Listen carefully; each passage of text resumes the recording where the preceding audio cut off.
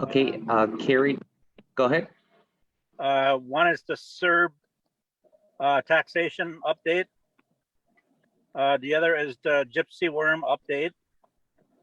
And the last one is just a bread and cheese. What's our status there? Okay, so basically just updates all for Carrie. Is there anything further from anyone else? Yeah, it's Melba.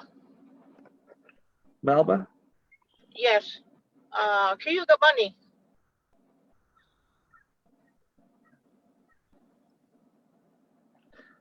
Okay, is there anything further? Wendy.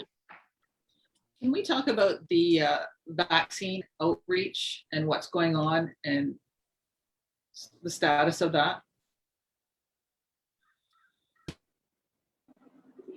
Sure.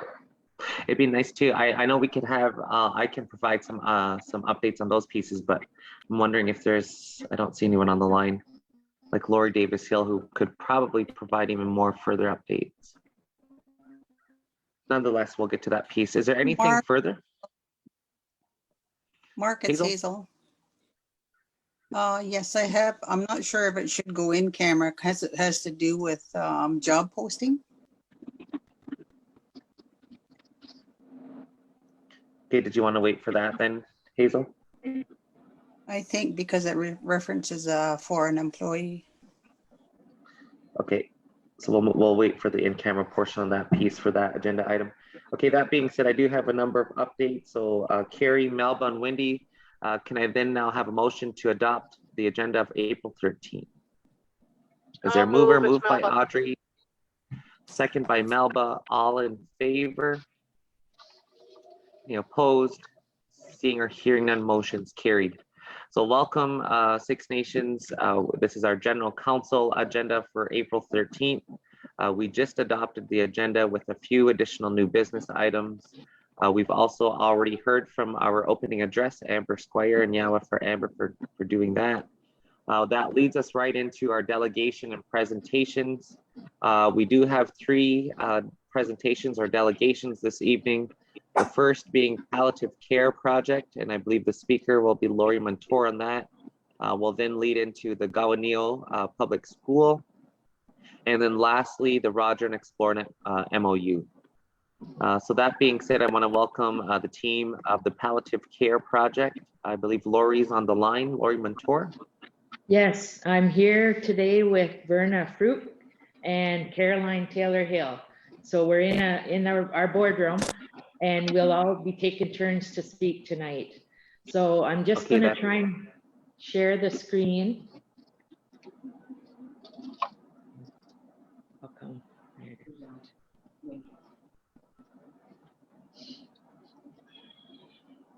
Okay, so thank you for having us tonight. We had been to council last on October the 13th, 2020, and we provided information about our current palliative program at that time. And so there was a resolution passed to approve that the palliative program purchase land, obtain capital funds for a building, and ongoing funds to maintain the palliative program. So before we begin our discussion about the hospice, I am going to turn it over to Caroline Taylor Hill just to give a brief update on the palliative program, and then we'll talk more about the hospice.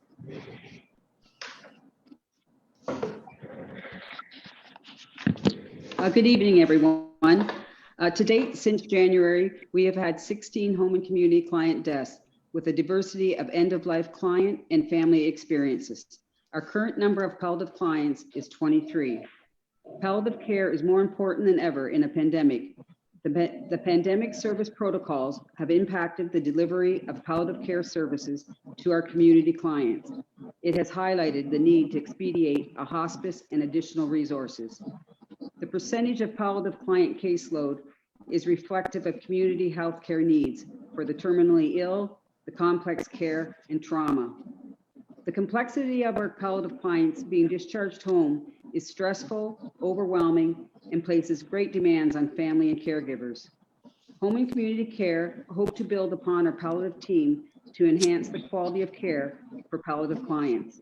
Our palliative clients and community will benefit from these resources at this time and into the future in preparation for hospice planning. Now we're going to see our proposal. So we're going to start out, we have a bit of an agenda. The background to the proposal, the objectives, accountability, and budget. We also have a predicted timelines and deliverables. So we'll just start out with the background to the proposal. The Hospice Palliative Care of Ontario defines community residential hospices as a healthcare facility and registered charity that provides palliative care services by an interprofessional team with palliative care expertise, 24 hours a day, 7 days a week. Oh, there you go. In a home-like setting. And it's for the individual and significant others at no cost to the user. Terminally ill patients and family face difficult decisions when healthcare workers are not. My apologies, Lori. My apologies, Lori. Can I just interrupt really quickly? Sure. Are you able to do a share screen? Or I'm not sure if you're looking. Yeah, I thought we were. Okay, that was we're not seeing anything on our end. So there we go. Can you see it? It just is there we go. Now we can see it. Thank you so much. My apologies for interrupting. That's okay. I was just talking into the wind then.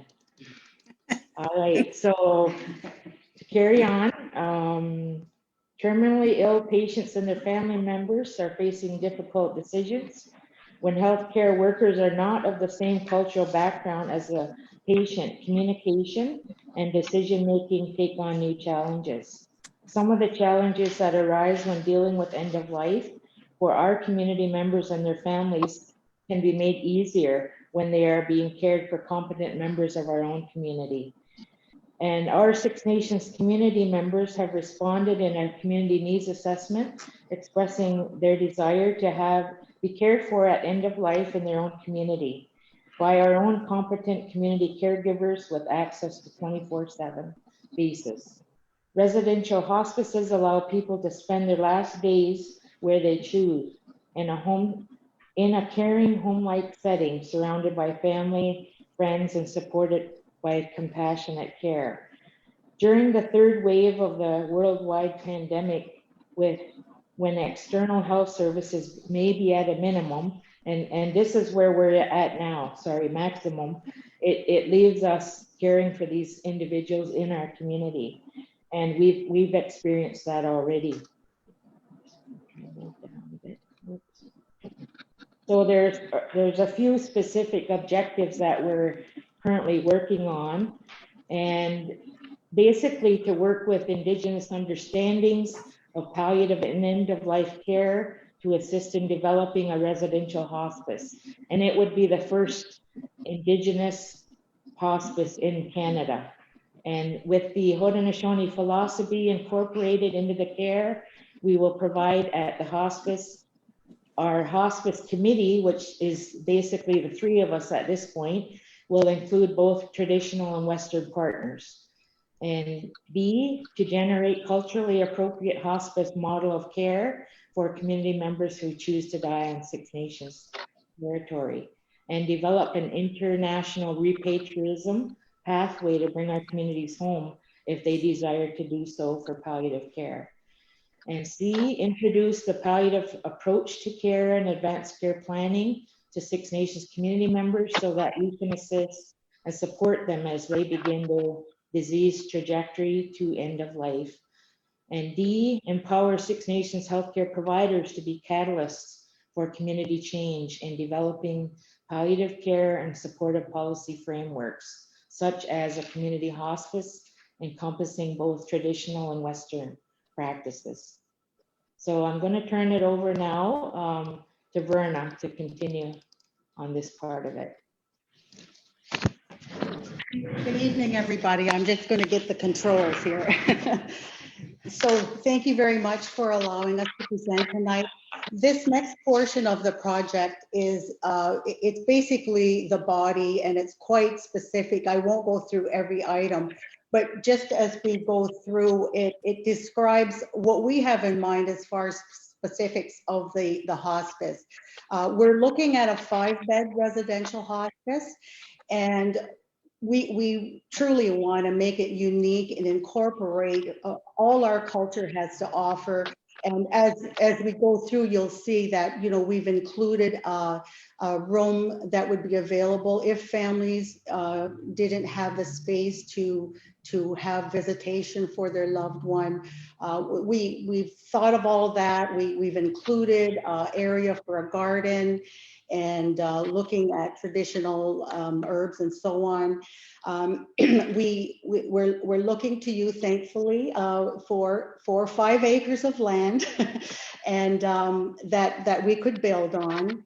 And because we're not for profit, and we're doing this to provide for our community members, we've had just the most precious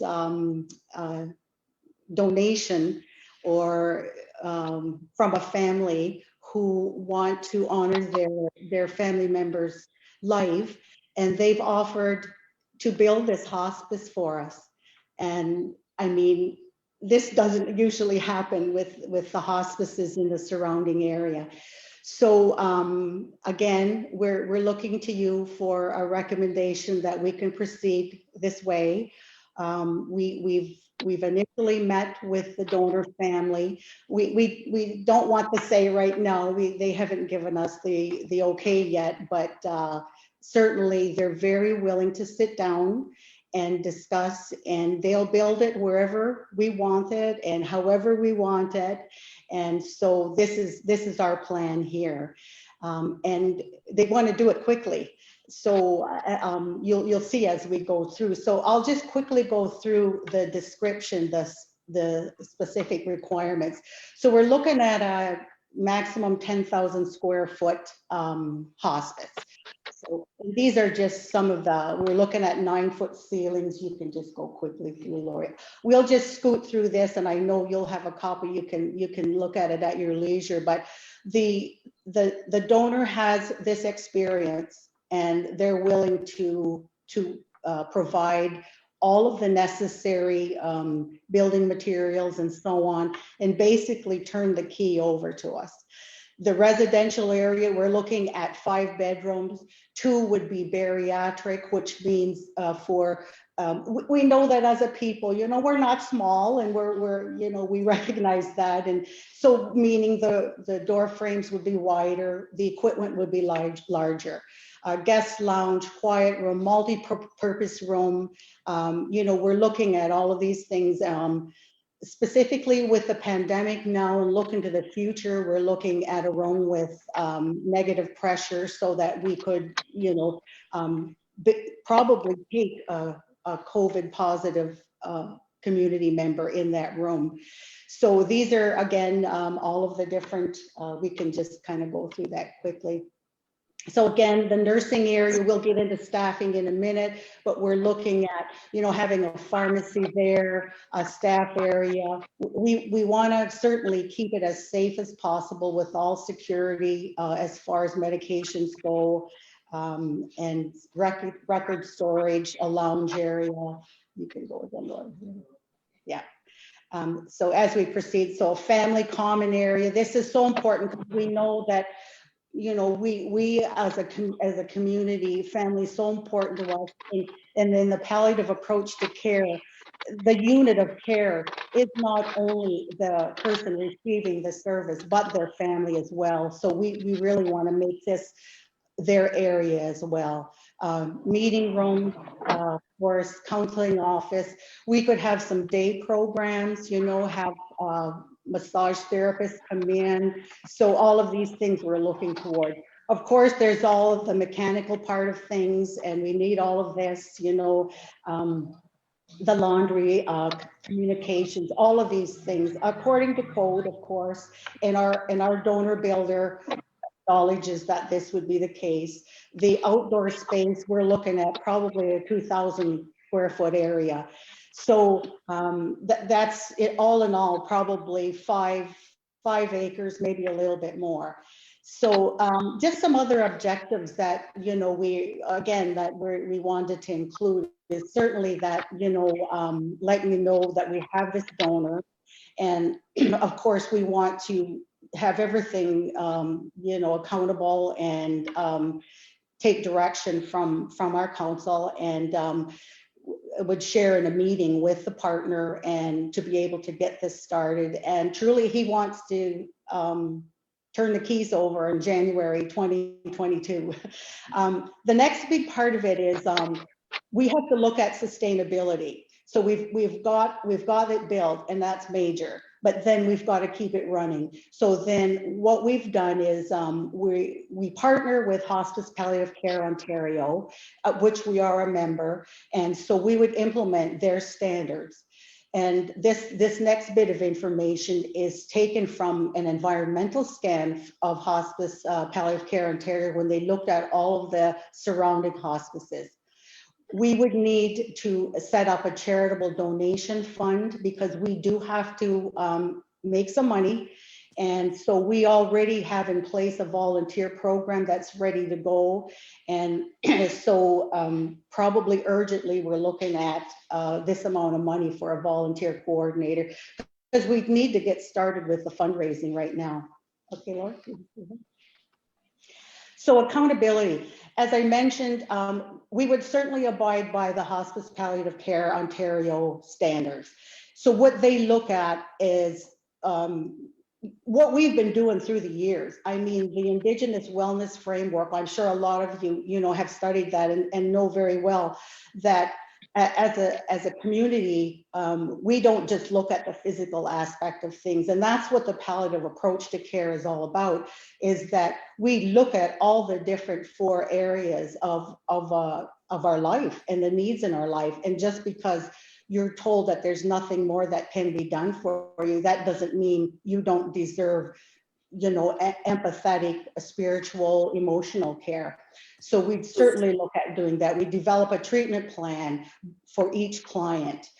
We'd implement the plan using our already established interprofessional team that we have already under health services. And the assistance of the volunteers is going to be paramount. And we'll talk about that in a bit more, but the nursing, personal support, and the services, we'd always comply with what's already been established by basically the Ministry of Health. To be the employer, the Ministry of Health gives us 2 options here. Well, they give us some guidelines. We always need 24/7 coverage, 24/7, and that goes without saying. We would always need a minimum of 2 staff on site. So for a 5-bed hospice, we would work with them to see what that mix of staffing would be, and then we would need to build our team accordingly. The resident's family physician, and this is called an open hospice, and this is what we like, is that the resident's family physician could continue to provide care if they desired, but if they did not choose to do that, we would hire the services of a medical director who would then consult with the family physician or take over service. And that's certainly, that's the earmark of a good open hospice. So we're certainly looking at that. So other support staff that we would need, as I mentioned, we already have a lot of these services in place, but we'd look at as I mentioned, an executive director. We'd need to post the medical director, volunteer coordinator, and all the complementary therapies so that we'd have in place. So another part of the hospice standard is looking at grief, and this would be a big part of our program because we know that it doesn't stop, you know, when at end of life. We need to then look at the family and their bereavement after that, and this would be a big part of our plan as well. So the volunteers, as I mentioned, they're paramount. I mean, they would be part of greeting, you know, some food preparation, fundraising, special events. They'd be there all the time. And Lori and I kid because we've kind of been in this for about 10 years now, and we're coming to the end of our careers, and we say we're going to be the 2 volunteers still working there, so we're happy to do that. But this is another big part of what we're working on. We have our program all ready to go. We've got volunteers from the community who are ready and willing and have taken fundamentals and are ready to get started as volunteers. So budget, okay, so this is just preliminary, but operational. The Ministry of Health for residential hospices. Again, this is reference from environmental scan done in 2015. So at last count, what they would provide for a bed is 90,000. So, and that what all the general medical supplies and their funding would specifically be for the staff. We would have to then fundraise for medical supplies, equipment, furniture, and so on. On the whole, then on average, we're looking at, we would have to raise maybe 280,000 per year or 50% of the operating budget. So, so these are just guidelines, and then the 2 ways that we could work this, and we've chosen A. We'd like to receive the envelope of funding, and we'd employ the services ourselves. So I think we're okay. Thank you. Okay. So we're just going to summarize in regards to our timelines that we had proposed is just basically starting with tonight again, doing the presentation to our council and looking at the details of the proposal that we've been working with. One other thing to share is that we did send for an architectural design already so that we may be ready when we get approvals to go ahead. We're working on a meeting with the donor family at this time. It should be coming up soon. And just looking at what the parameters are with that and making sure we're in line with the processes that come as for that. So then, like I said, we'll meet with the family. We all look into our funders, federal, provincial, Cancer Care Ontario, and local. That's where we're going to talk about the volunteer piece. And that will be ready to go as soon as we get approval for that as well. So then further on, we're going to be looking at the board of directors, which will include the executive director and the medical director as well. So, and then hopefully within a few months, we'll be looking at completion. I know that's being ambitious, but that's our plan. Did you have anything, Caroline? Any questions?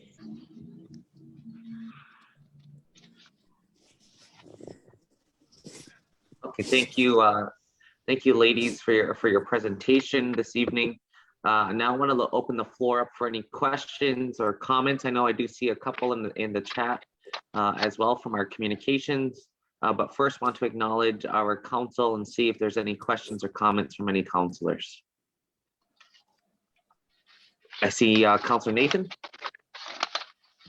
Yeah, thanks, Chief, and great presentation in terms of the proposal that's being brought forward. Definitely supportive of a hospice coming into the community.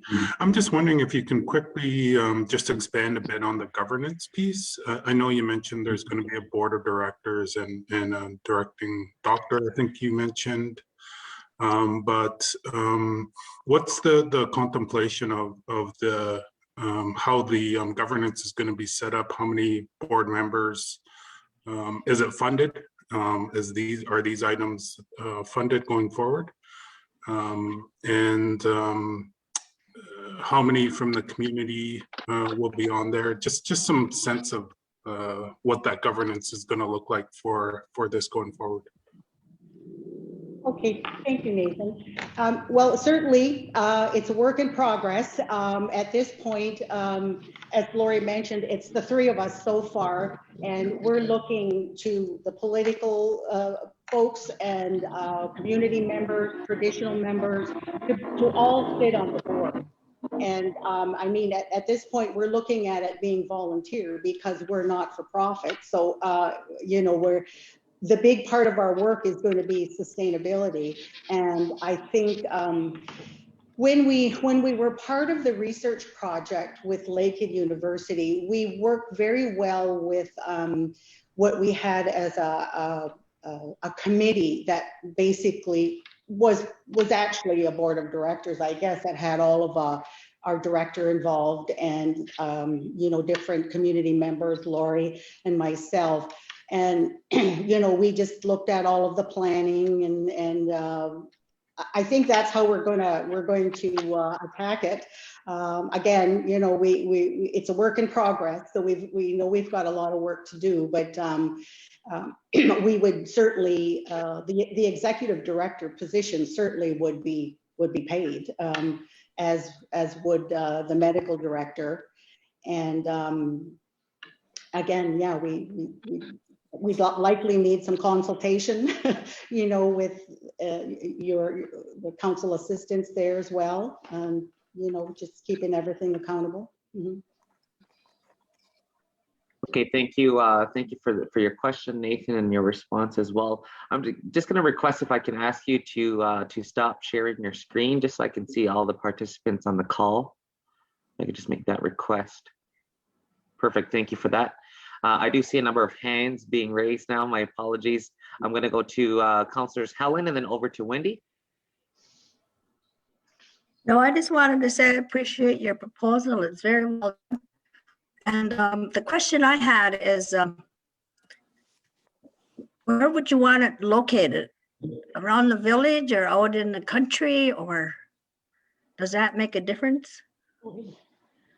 I think we're open right now, but there are some parameters identified in the framework. We've been doing some research on the ideal area.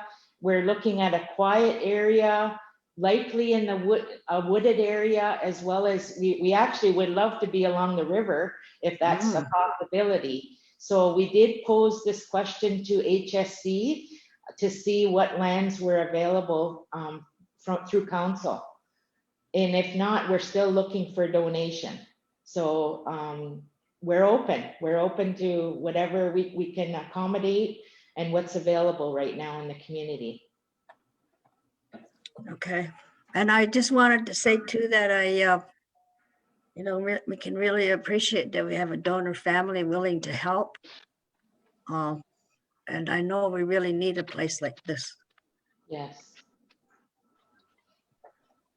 Okay, thank you, Helen. I have next Wendy and then over to Audrey. Thanks for the presentation and thanks, Mark. First, I'll start by saying this is something that's very near and dear to me. I mean, having gone through end of life care and palliative care and, you know, eventual death and two of my immediate family members in the past 6 months. And, you know, I've gone through this many times with immediate family. So I understand this 100%, and it's something that I think we severely need in this community. So I supported 150%. But I do have a lot of questions about the proposal. I was trying to figure out in terms of the hospice committee. So what I'm understanding is that the 3 individuals that have presented, and because the proposal came through under the manager of Six Nations Home and Community Care Program. So that led me to believe that it was one of ours under Six Nations Health Services under the department. So I was a little bit confused with, if this is one of our programs, then what's happening with this? So if I'm understanding it correctly, this is an independent venture that the 3 of you have taken on, and I commend you for that, but this is very independent, and it's outside of anything that's council. Is that correct? No. We've gone through our channels it started basically with home and community care, and home and community care currently receives funding both federally and provincially for palliative staff. So we have staff on board, and the idea of the hospice came, Bernard briefly mentioned about some research that we did with Lakehead back in 2010 to 2015. So basically, we responded to the community's request for this type. And we, when you mentioned we need this, and we heard that so many times. And what's evolved from this is that we may not call it a hospice. It may be called something else, or, you know, the end of the trail or something like that. I don't know yet, but it is, we're trying to go through our channels of program. So basically starting at home and community care, extending the current staff to be able to have an actual dwelling that we can provide still that same care. Okay, so that's helpful. So this is actually under our department then. This is under our health services. So so I'm wondering if there's been any work done with lands and membership to see what land is available, because that's a starting point, right? To see if there's even anything that we have that we can. So I see Darren waving. So that's a first step. I didn't see that. So, and when I look at this, I mean, what I'm hearing is you have a donor, and that's fabulous, who's ready to build now. But when I look at the objectives, there's some things like assisting in the development of a residential hospice. I'm not seeing the actual plan, and I take it that's what you're referring to when you say there's a lot of work to do. When I look at your work plan, it's very ambitious, but I can tell that you're committed and you're very dedicated to this. But is there any type of notion to do a phased or a step approach to make sure all of these things are in place? Or, you know, getting the building done, that's one thing, but we know too well, working under the ministry and standards and regulations, that can get tied up. And I look at, you know, our Iroquois Lodge and the difficulties with having staffing and all of the problems that we're having there. Has there been any discussion through health services to look at how we could put a couple of things together? Because we desperately need a new lodge. We need, you know, that's long overdue. So if we're looking at building a new home for our seniors, is there a way that we could add this to that as well? Like, is, you know, in terms of shared services, medical services, all of those things as well? Like, are there some other creative solutions as well that we could look at? Because it then ties to the sustainability piece of it. And when I think about the 5 beds, you know, in your opening, you talked about, I can't remember, it's 23 or 26 currently.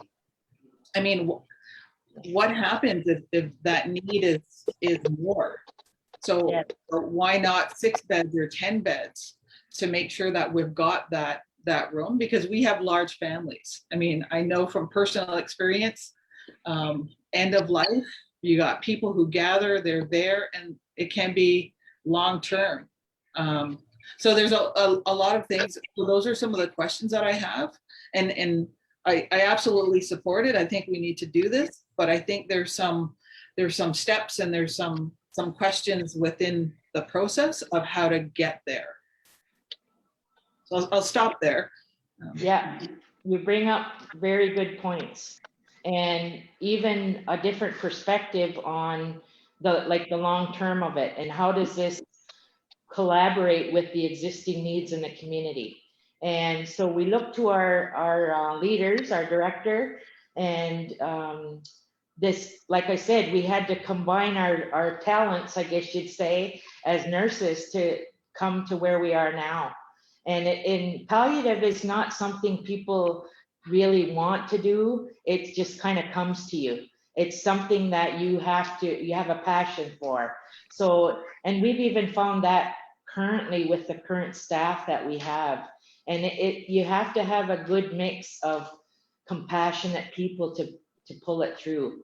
And so we are looking for expansion of our committee, development of the board of directors, we're even looking for physician help. And that's been difficult to get some commitment from our local physicians to be a part of this, because they do palliative care. And so that's, you know, we're looking for them to give us ideas and go ahead, Wendy.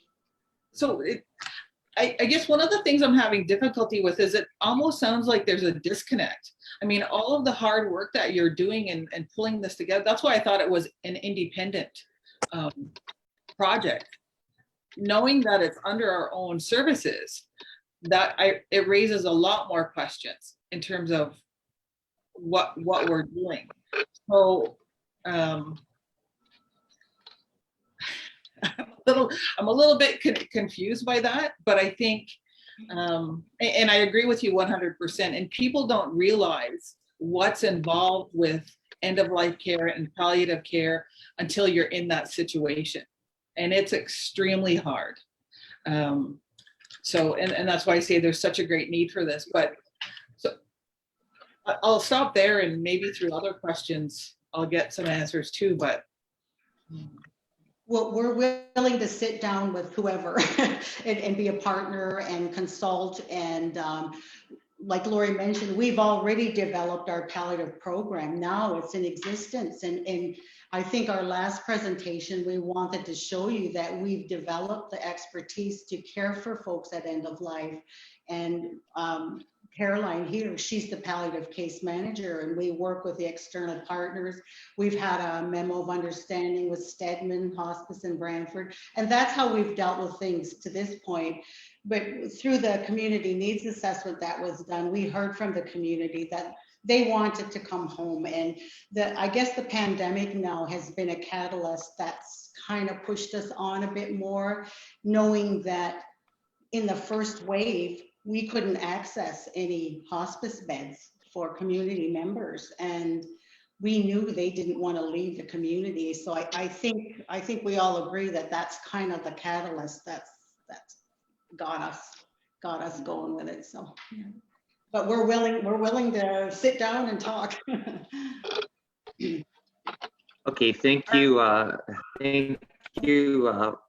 Lori and Verna and Wendy for your, I do see Audrey has a question or comment next as well, but just before I do go to Audrey, I just want to also share some, for one, I think, definitely agree that this is much needed in our community, that we're all impacted by cancer and what this looks like. But I think at the end of the day, I have to kind of agree with Wendy in terms of, I want to be able to support you even further in the most strategic and methodical way forward. I just wonder, in a sense, I believe I've seen Lori on the line, our Director of Health, but I would want to see even too an overall plan as to, when we talk about, growing services and growth within Six Nations, we need to really look to how we're making sure that we're not growing in silos.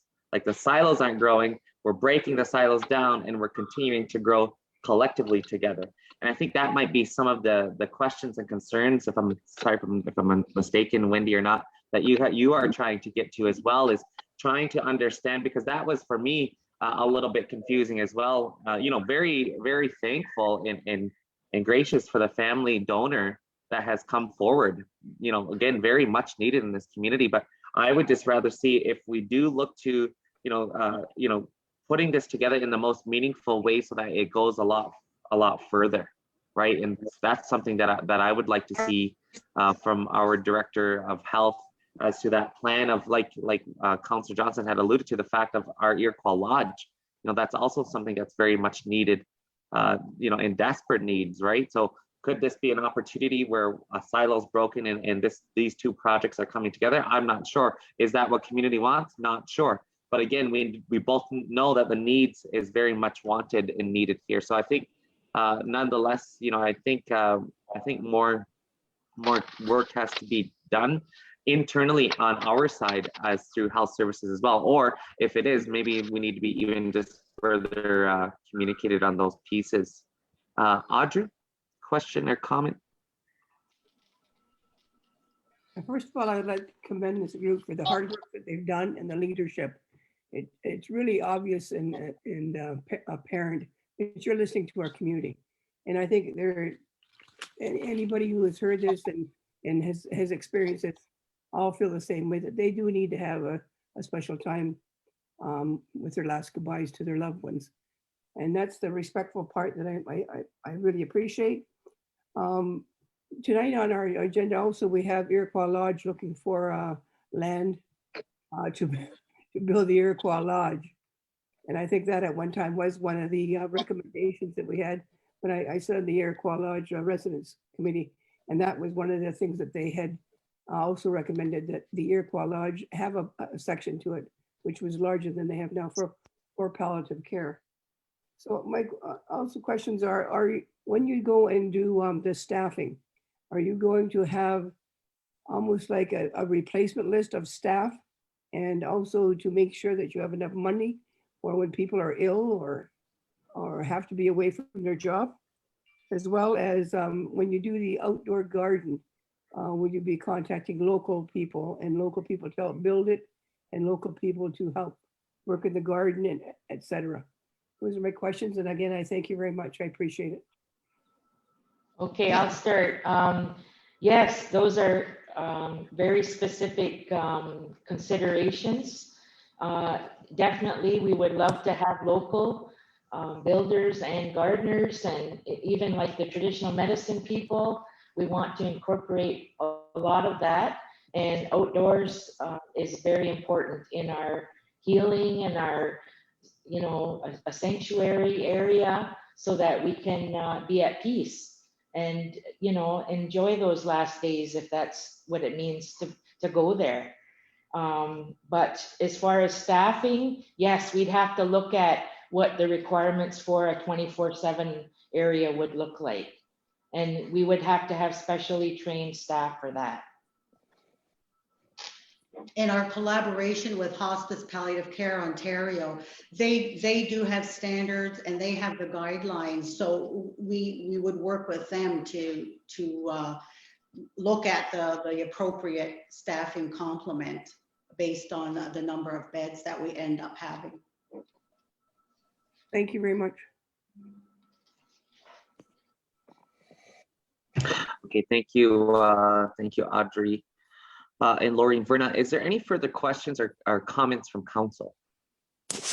I do. It's Melba. Okay, I see hands being raised. I'm going to start with Melba, and then I'll go Yes. over to Darren and then over to Wendy. Melba, you have the floor. Yes, no doubt. It's a very, very, very important program that needs to be in place. I'm sure everyone agrees, and we've all had experiences with our family members, neighbors, etc.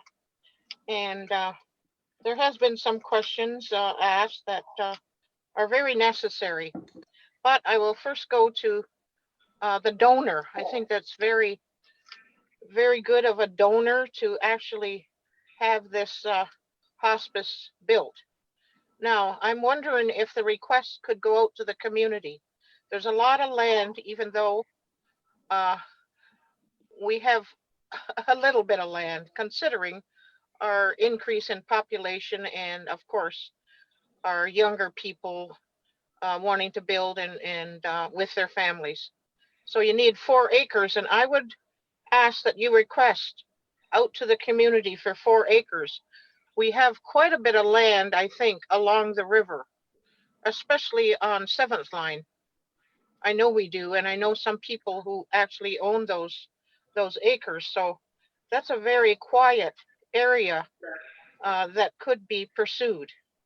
Now, my question is, have you consulted with Lori Davis Hill concerning this program that you're proposing?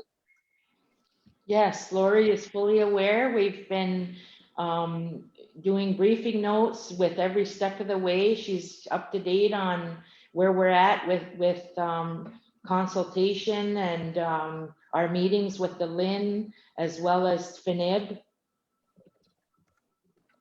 Okay, great, because that's really important, and to ask that question. So is Lori on the line? Because I'd like to hear from her very briefly concerning this proposal that has come forward. And I'm sure the community would like to hear too. Hi, yes, I'm here. Can you hear me okay? Yeah. Yes. Okay. Just to add, I mean, we're very aware of the need to have a continuum of care across all of our health services. So, you know, we're looking at, I mean, health services covers from before birth to death and after as well. So, you know, we're constantly thinking about how all of those connections happen. When we think about the continuum of care from, you know, Iroquois Lodge and palliative care, some of the needs are very different, and that's one of the reasons why we've been considering separate sites for that.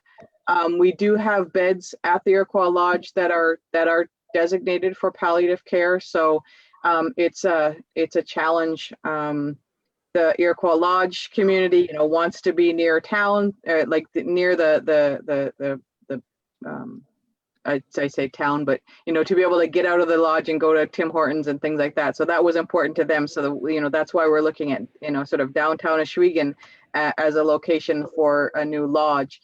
Whereas palliative care, you know, they're asking for somewhere quiet and near the river and, you know, to have that kind of space. So, you know, I think, you know, we want to be as creative as possible and keep the opportunities open for a continuum, but I completely hear you around, you know, efficiencies and, you know, having one kitchen that could, you know, be able to supply the needs to be able to have centralized services. So, you know, this has been a very rapidly developing aspect in terms of, you know, having a family that's come forward. And I think, you know, there's some, we want to make sure that we are able to capitalize on this generosity and be able to put something together. So, you know, it's continuously evolving, and, you know, I have to give credit to Lori and her team. They've built the skills and the capacity of our existing staff. We continue to, you know, want to support from across all of health services and look at what the opportunities are. So, you know, it's trying to keep everything in line is challenging when we have different kind of time frames and expectations that we're working with. But yeah, I'm very aware, and Lori and her team have kept me involved in the process, and we continue to also, you know, evaluate our relationship with the Stedman Hospice and, you know, the palliative care, both federally and provincially. So, you know, I guess it's looking for opportunities for land and space that is next in our step. As far as the governance goes, you know, it's an expectation of the ministry that there is a board of governors that support the family health team and palliative care. So it's just how do we make that consistent with what Six Nations wants and how Six Nations wants to have the governing support for our organizations or our I guess what we develop for our community members. So I think we can be creative in that aspect as well. Okay, thank you, Lori, for that, for your comments. I do have a speaking list as well. I want to shift over now to Darren and then back to Wendy. Yeah, thanks, Chief. Good evening, everyone. Lori kind of addressed some of the issues. We have made an outreach, or I have made an outreach to Jan in terms of the land, that's available land that we have. There is 7 acres set aside for the lodge in the area of Sunrise Court.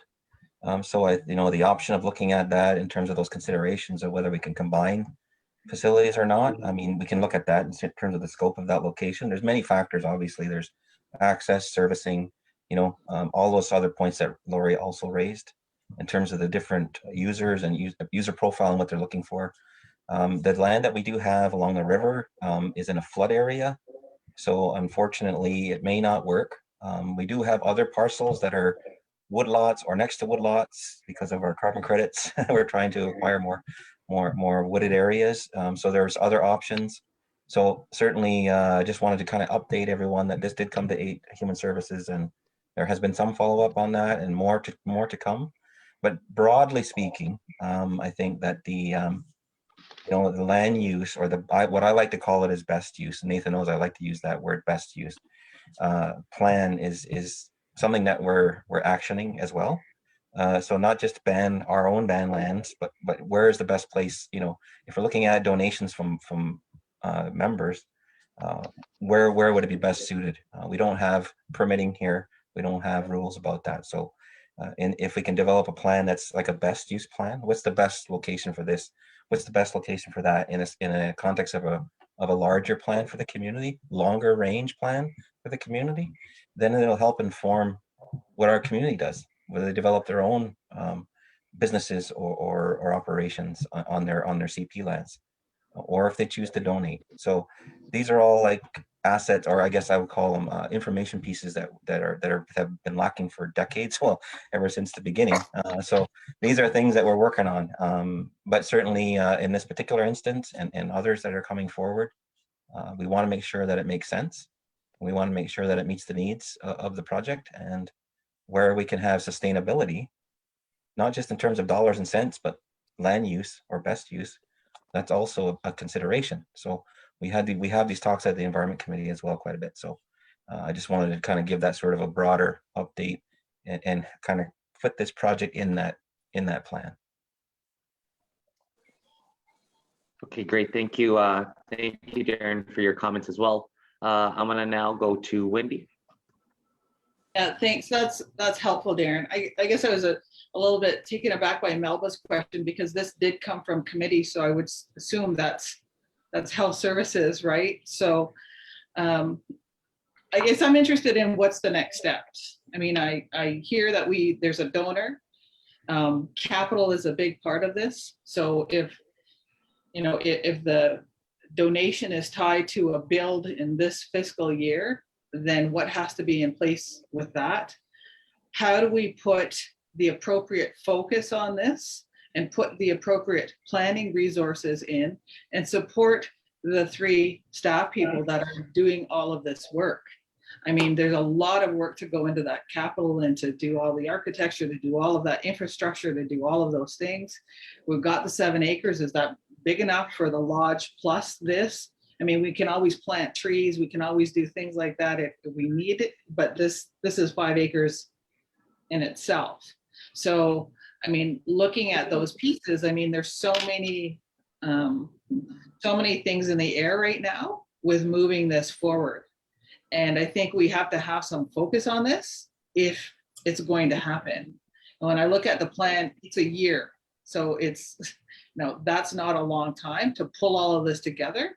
And I look at, going back to Lori Davis Hill's comments with government agreements, the province, all of those things, those are huge things that we should have in place now if we're going to build a building, because it changes things for me knowing that this is under our department and what we have to do and the responsibility for that, because that sustainability piece is huge. And that staffing, the budget didn't come through on the proposal in the Dropbox, certainly in mine. So I haven't looked at that, but I think the budget is low of what we have to put in here for staffing. And I think we need to look at building that up and start looking at these government agreements and who's going to support it. But I think being creative and seeing if we can collaborate on some projects to move them along, I think is something we should be doing. I'm certainly willing to, if this is outside of the Human Services Committee, if this is something that, like you're looking for volunteers, I'm certainly willing to volunteer for that, to help on this project as needed. That would be wonderful. Okay, thank you. Thank you.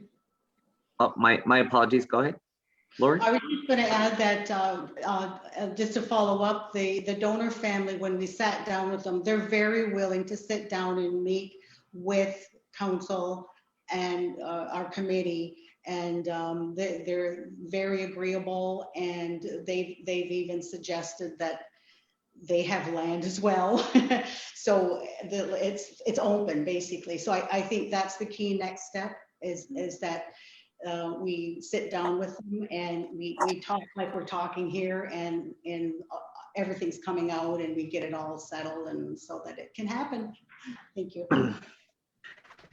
Yeah, that's very very exciting news. And again, have to commend as well each of the work that each of you have been putting into this project. I think Lori summed it up nice in terms of capitalizing on the generosity, right? And I think that's just exactly what we need to do here as we collectively look at this project. So I agree in terms of next steps. I think Darren, this is on your radar as well, politically, so we can continue this work. I just want to know in the fashion as, do we continue to do updates at the Human Services? Like, I know I would love to also join and volunteer wherever needed, but just looking to see, if this is in terms of next best steps, because I do recognize and realize the timing of this. We don't have a lot of time, so we need to pull things together rather quickly. Is that your suggestion would be to continue just to leave it under Human Services for regular monthly updates, or do we look to, obviously there's going to be more items moving prior to then?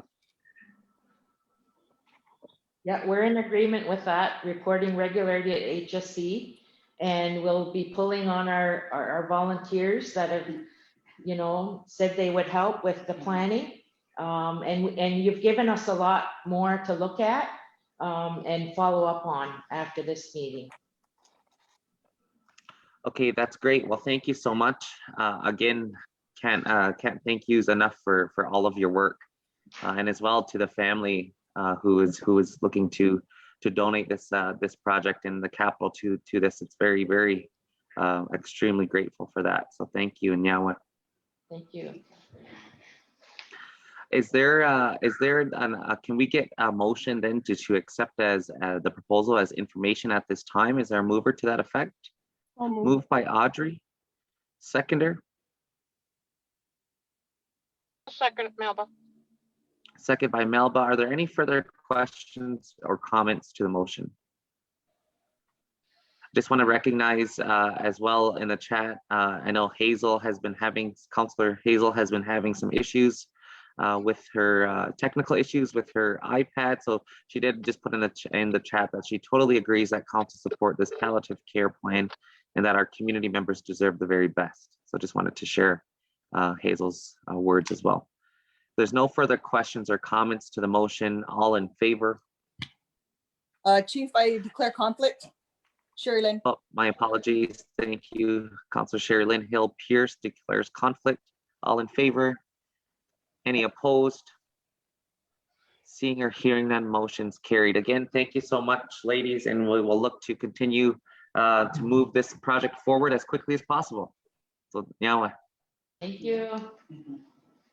Take care. Stay safe.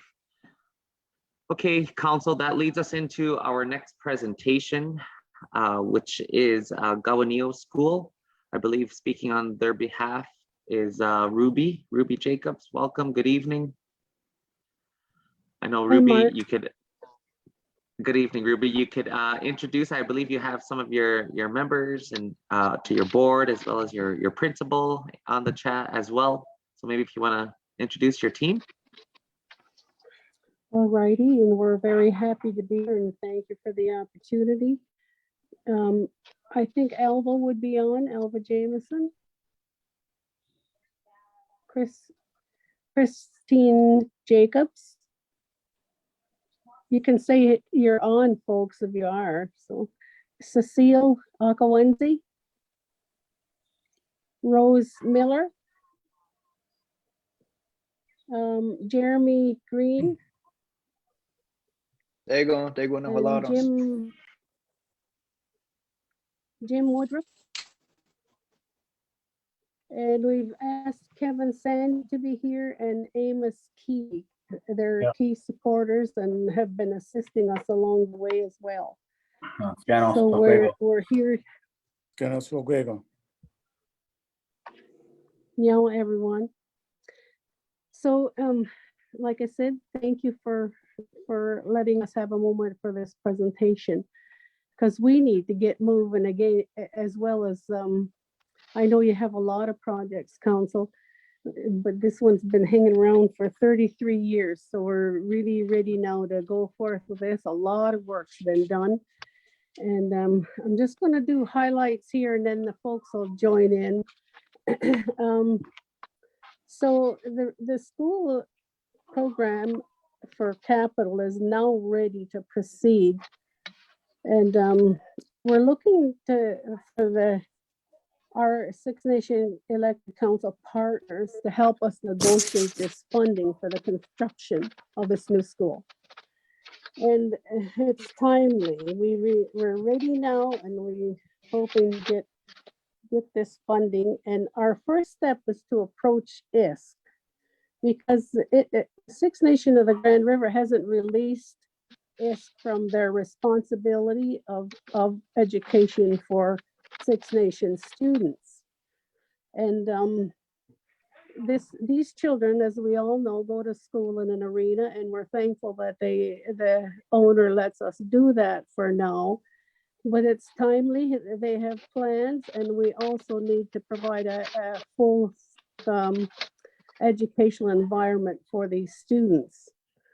So we do have our political strategy. We've worked with the council team as well as the Gowanio team to produce our political plan. And I'm going to go through this presentation, and I'll list all of the documents we've produced are long. So, and we've provided all of them to you, but I'll review them for you shortly, which ones they were. So the political strategy does involve liaisons with the MP Minister Mark Miller,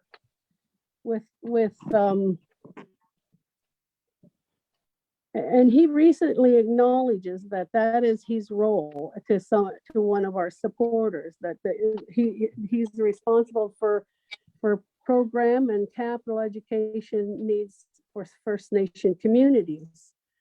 So this is because he acknowledges it, and he has been down a few times to see the school, at least 2 that I know of. And the RDG of ISK has been down, I know, 2 times. And there has been Carolyn Bennett down a couple times that I know of. There could be more because I haven't been on the board that many years.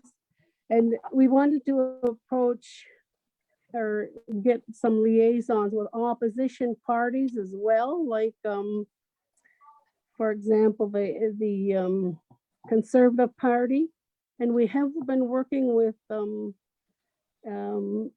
McColman and Brantford, MP McColman, and he's got a person in Ottawa that has written letters on our behalf to bring that before the governing body, and he's waiting for answers. We want to meet appropriate standing committees that exist that relate to education, and the Minister of Education, at the MP for Education, and local MPs. I know that some of our team know some of the MPs in Hamilton even that are very supportive of this venture. And the MPPs in Ontario, as well as the AFN chief, and for sure the Six Nation elected council, the HCC, and the Lifelong Learning Task Force, business owners and community leaders in education. And even I left out above there the Senate of Canada, because there's supporters at that level as well that could be approached. In order the whole idea is to preserve the language and culture. And this is supported by all levels of government and everybody you talk to. So we need some action, not just words. And these are the collective strategic approach would involve getting our story out and increase the awareness of a situation of this school, and have the commitment to the lobby process and the sharing of resource efforts, and to understand the government and corporations about reconciliation approach and the taking of action. There's been a lot of talk about all of that, and it's time to harness it now and make it go forward. So we supplied everyone with supporting documents like the political plan that the council members, that was Audrey, Sherry Lynn, Melba and Hazel have worked with us to produce.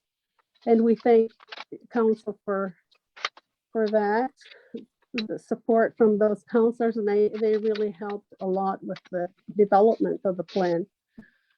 And we've supplied can't hardly read my writing here, excuse me. We got a letter about the resolution support for the design brief, and the design brief is completed. We have the final report of that, and it was presented to ISK and the ISK Capital, and we were told that they did support it too and accepted it, but they didn't have any money, and they also put us on some kind of a waiting list that would be years, in the 22 years or something, which is ridiculous. When this project is basically shovel ready, or pretty close to shovel ready to go forth. And we've got Jody Nibbs's letter saying that they accepted it, but he has no money. So that's included. There's an asset condition report of KG, the Gowanio School, meaning they looked at the ISK has come down and done a review of the environment and has listed an asset condition report, and that's included. And we have conceptual presentation to the construction strategic business plan. And we have Kale Martin's letter about the costing, update costing for 16.5 million. And there's also a KG history, a Gowanio history outline from 1984 to 2021 up to this point of all what that school's been through and trying to acquire a school. And all those families and all those children have still hung in with it all happening, and they're still there, very much committed for that to happen. And then there's a construction funding support, case for support. And it's a nice long presentation with all kinds of anecdotes and data in there to support this request. And that was prepared by Kevin, and we're very thankful to Kevin and all the efforts he's putting into this. He's very committed as well that the school takes shape and becomes a reality. And then there's the school design brief, like I said. So all of those items have been presented to you as far as documentation to go for review for go forward. So we're looking tonight for a BCR, not just for take as information. We're looking for action tonight. And I'll just read this BCR and then let others have some say. So we're saying that the council would approve the Gowanio political strategy and appoint a delegation to work along with KG board to liaison with MP Miller, the RDG, opposition leaders, appropriate standing committees, local MP and MPPs, AFN chief, Six Nation Elected Council, community leaders, HCC, Lifelong Learning Task Force, business owners, and individual councils to negotiate funding for the construction of Gowanio in the amount of 16.5 million in ongoing maintenance costs to begin as soon as possible so as not to lose construction weather. So that's the recommendation we're looking for. We want to work with you to go and take up this cause and make it happen. And before we talk about any other kinds of communication strategy. So I'm going to open it up now and see if Kevin can support anything, or Alva. Are you there, Kevin? Yeah, Scanos Rakwego, Nagonia, and Goyaso, and Goyokono, and they went go and join there. Or Takioni, and they went get shot there, and they went a Shri or what.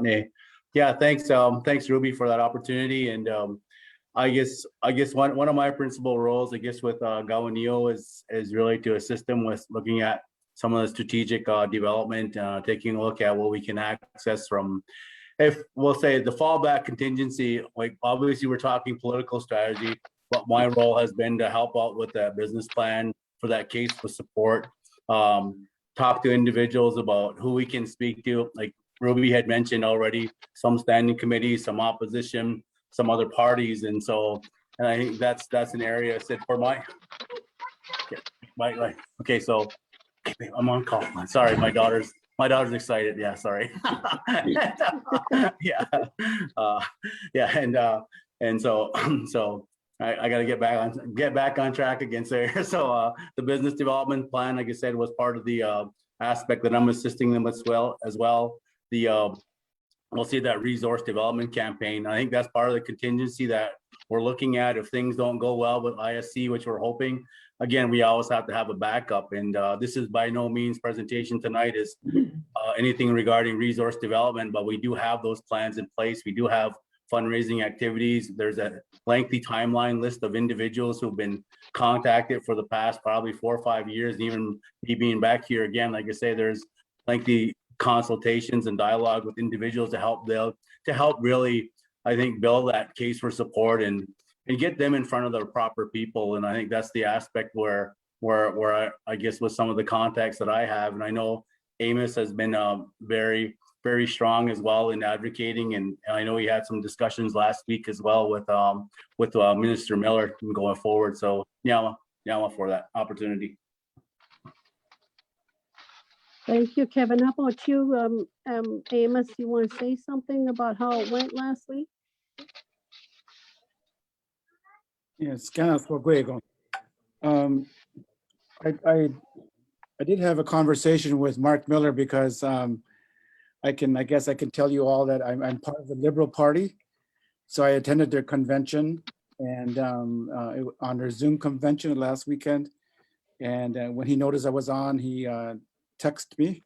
So I brought up the notion of that Six Nations is going to be coming and knocking on their door very soon for a ask for a brand new school. And he recommitted to me that he is the Minister of Indigenous Services, and that school education from K to 12 is under his radar, and he can't wait to hear and see the proposal. So that's all I have on a text. Well, I texted from several things, but that's the main one for Gawanio. So I think he's looking for political support, because that's what probably moves his papers on his desk. So I think if there's a delegation with Chief Hill leading, I think he might be open to a meeting with us, with Six Nations anyway. So at this point, that's just, I'm personal friends with him. That's why I have him on my speed dial. So I can say we're personal friends, and he texts me every once in a while. But I can say that much and share that much with you right now. That's on the political side. So I think he does understand. He's been to Gawanio. He understands. He's been to Woodland. He understands what we tried to do there and our role. And he understands what Brian Miracle's doing with Ungwana. And I know if most of you have seen him stand in support of Bill C-91 and respecting Indigenous languages. You would have seen him speak for just over 14 minutes entirely in Mohawk in support of Bill C-91 and Act Respecting Indigenous Languages. So I think he gets it. He just needs to be able to put that in his priority list, I guess, and whatever push that the elected council can push with us, we'd be grateful, I think, after 33 years. That's it. Donito.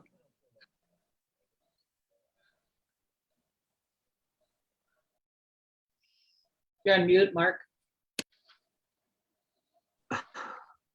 Thank you so much for your comments. That was my one of my first times doing that. Usually it's Audrey. Just kidding. I just wanted to thank Kevin and Amos and Ruby for your comments in relation to Gawanio. I just want to open the floor up for any questions or comments. I know I see Nathan had his hand up for some time, so I want to go start with Nathan and then over to Wendy. Thanks, Chief, and thanks, Ruby, as well as others that have presented and did the work that went into the political plan going forward.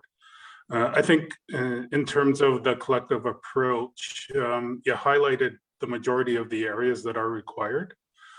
But there is one thing that I do see missing, and I just wanted to highlight one area, and I'm sure all of you on this call can quickly kind of close the loop on this, is what separates this from the 20 or 30 other schools that are ahead of us in terms of that major projects list at INAC. That's the crust of what we need, because I think you have all of the information in terms of the actual fixed costs. I think you've done a great job highlighting the need. And it's all here, like all of the appendix, the history, the case to support it, the assets, all of those pieces are there, and that's great. But what we have, the challenge that we have to do now is separate ourselves with the schools that are ahead of us on that major projects list, and there are a lot. And I think, Ruby, you referenced 22-year waiting list. You know, that's a lot of folks ahead of us, and those are First Nations with needs as well. So I think where we need to go, in picking up on what Amos was talking about, is, you know, get the right people in the room with a good team, but also start identifying what separates us in terms of the Haudenosaunee pieces and what's going to get us up higher on that list. So that's one area that I'd be interested in hearing from, because I think that's kind of the plan that we need going into a meeting with senior officials. The second piece I think we need to highlight is not necessarily looking at this from a competition standpoint, but look at other areas that ISC and the government can fund this from that piecemeal approach. Because one thing you're going to hear from the minister is that he's bound by policy, and he's bound by the rules that govern the position that he's in. And that's going to make things difficult for us, especially because he's just going to reference back to that major projects list. And we know that's not working in totality for First Nations across the board. So I'd be interested in hearing, I guess, two things: what separates us, and what's our alternative, and what's discussions that we're going to have with the minister directly on this. Because if we're going to take this outside of the major projects process, which is, I think, what I'm hearing, then we got to have that argument in place. And that's the argument that I'm looking to get from the experts, which is you guys on this call, so that we can make the case as a council on the political side. So I'll leave my comments there, but really, you know, again, wholeheartedly support this 100%. It's a vital need that we've needed for years within the community. But I just want to get us into that area of what separates us from, you know, the others on the list, and what's the alternative kind of arrangements that we could make so that we can put these arguments in front of the minister. Okay, thank you, Nathan. Really, really good points that you've raised. I just see Ruby would like to respond really quickly, it looks like, and then I'll shift over to Wendy. Yes, the idea of the separation. The thing is, this project is shovel ready, where a lot of those projects haven't even started yet, and they got a long way to go. It took a long way and a lot of work to get that design brief completed, and the working drawings are pretty much close to being finished. So we're way ahead in terms of the actual ability to go ahead right away. That's different from those other projects that most of them aren't even off of the ground yet. So that's one thing. And maybe I'll let Jeremy or Kevin talk to the idea of the culture, language, and the danger of losing it, and the impacts of COVID. Jeremy, would you mind? Mark, can I make my comments?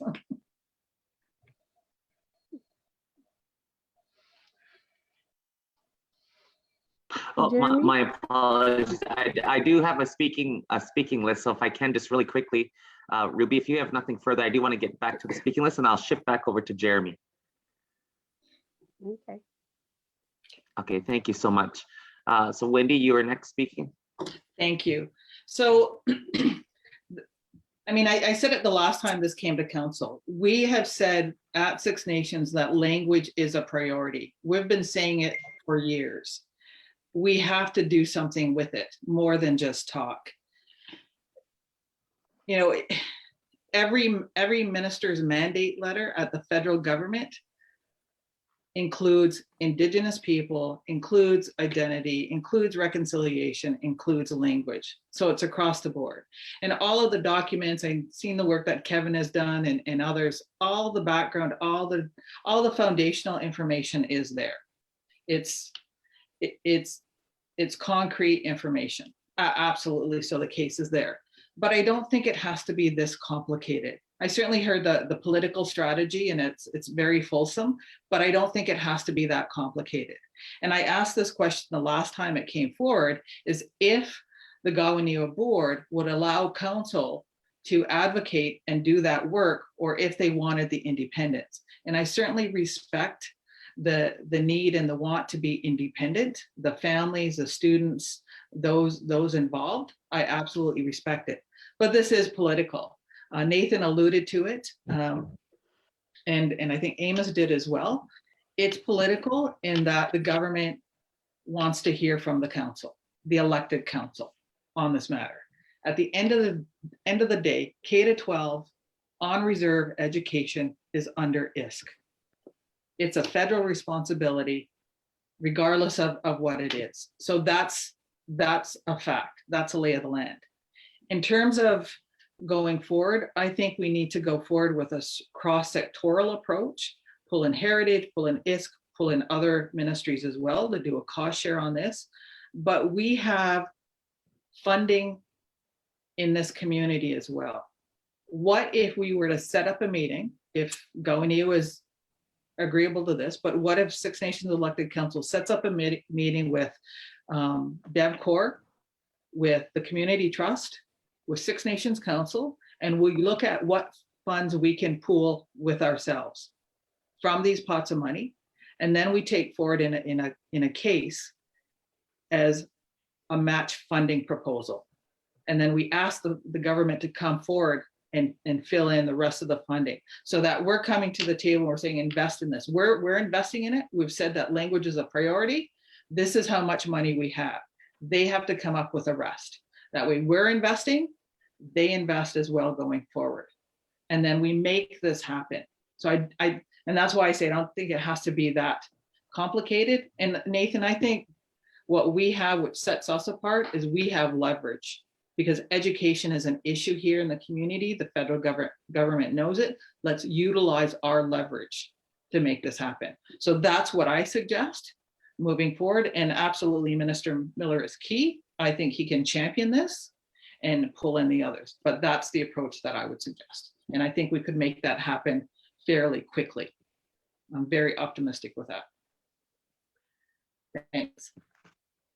Good girl, Okay, Wendy. thank you. That's very good. Thank you.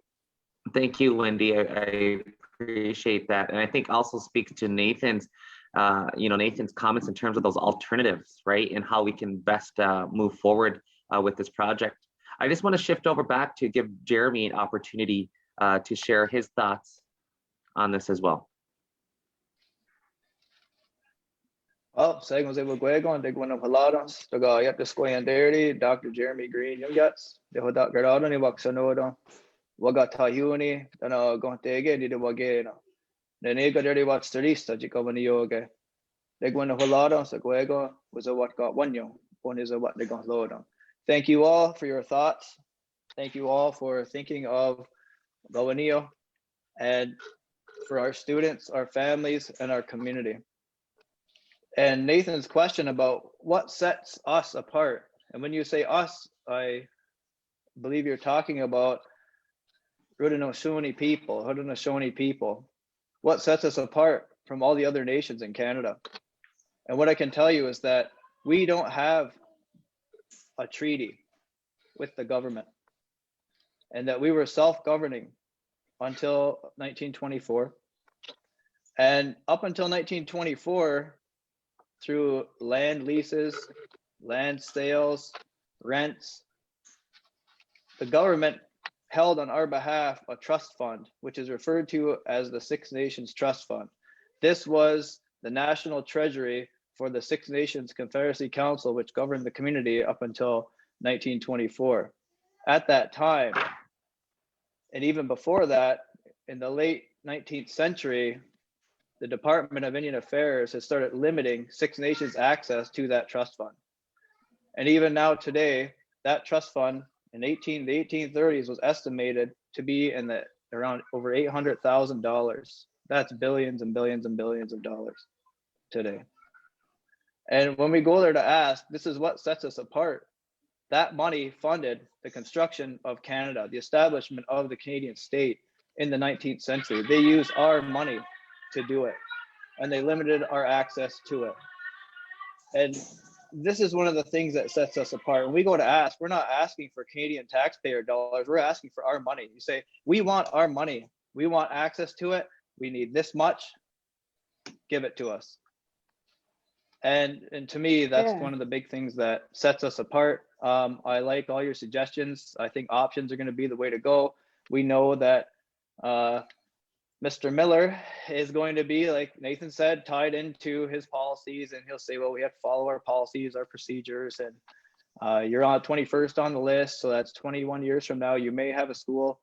And I like this idea of alternatives and options. I also like the idea of working together, and that would be the elected council as well as Liaisons, the Six Nations Confederacy Council as well as, and both these entities represent all the people of Six Nations.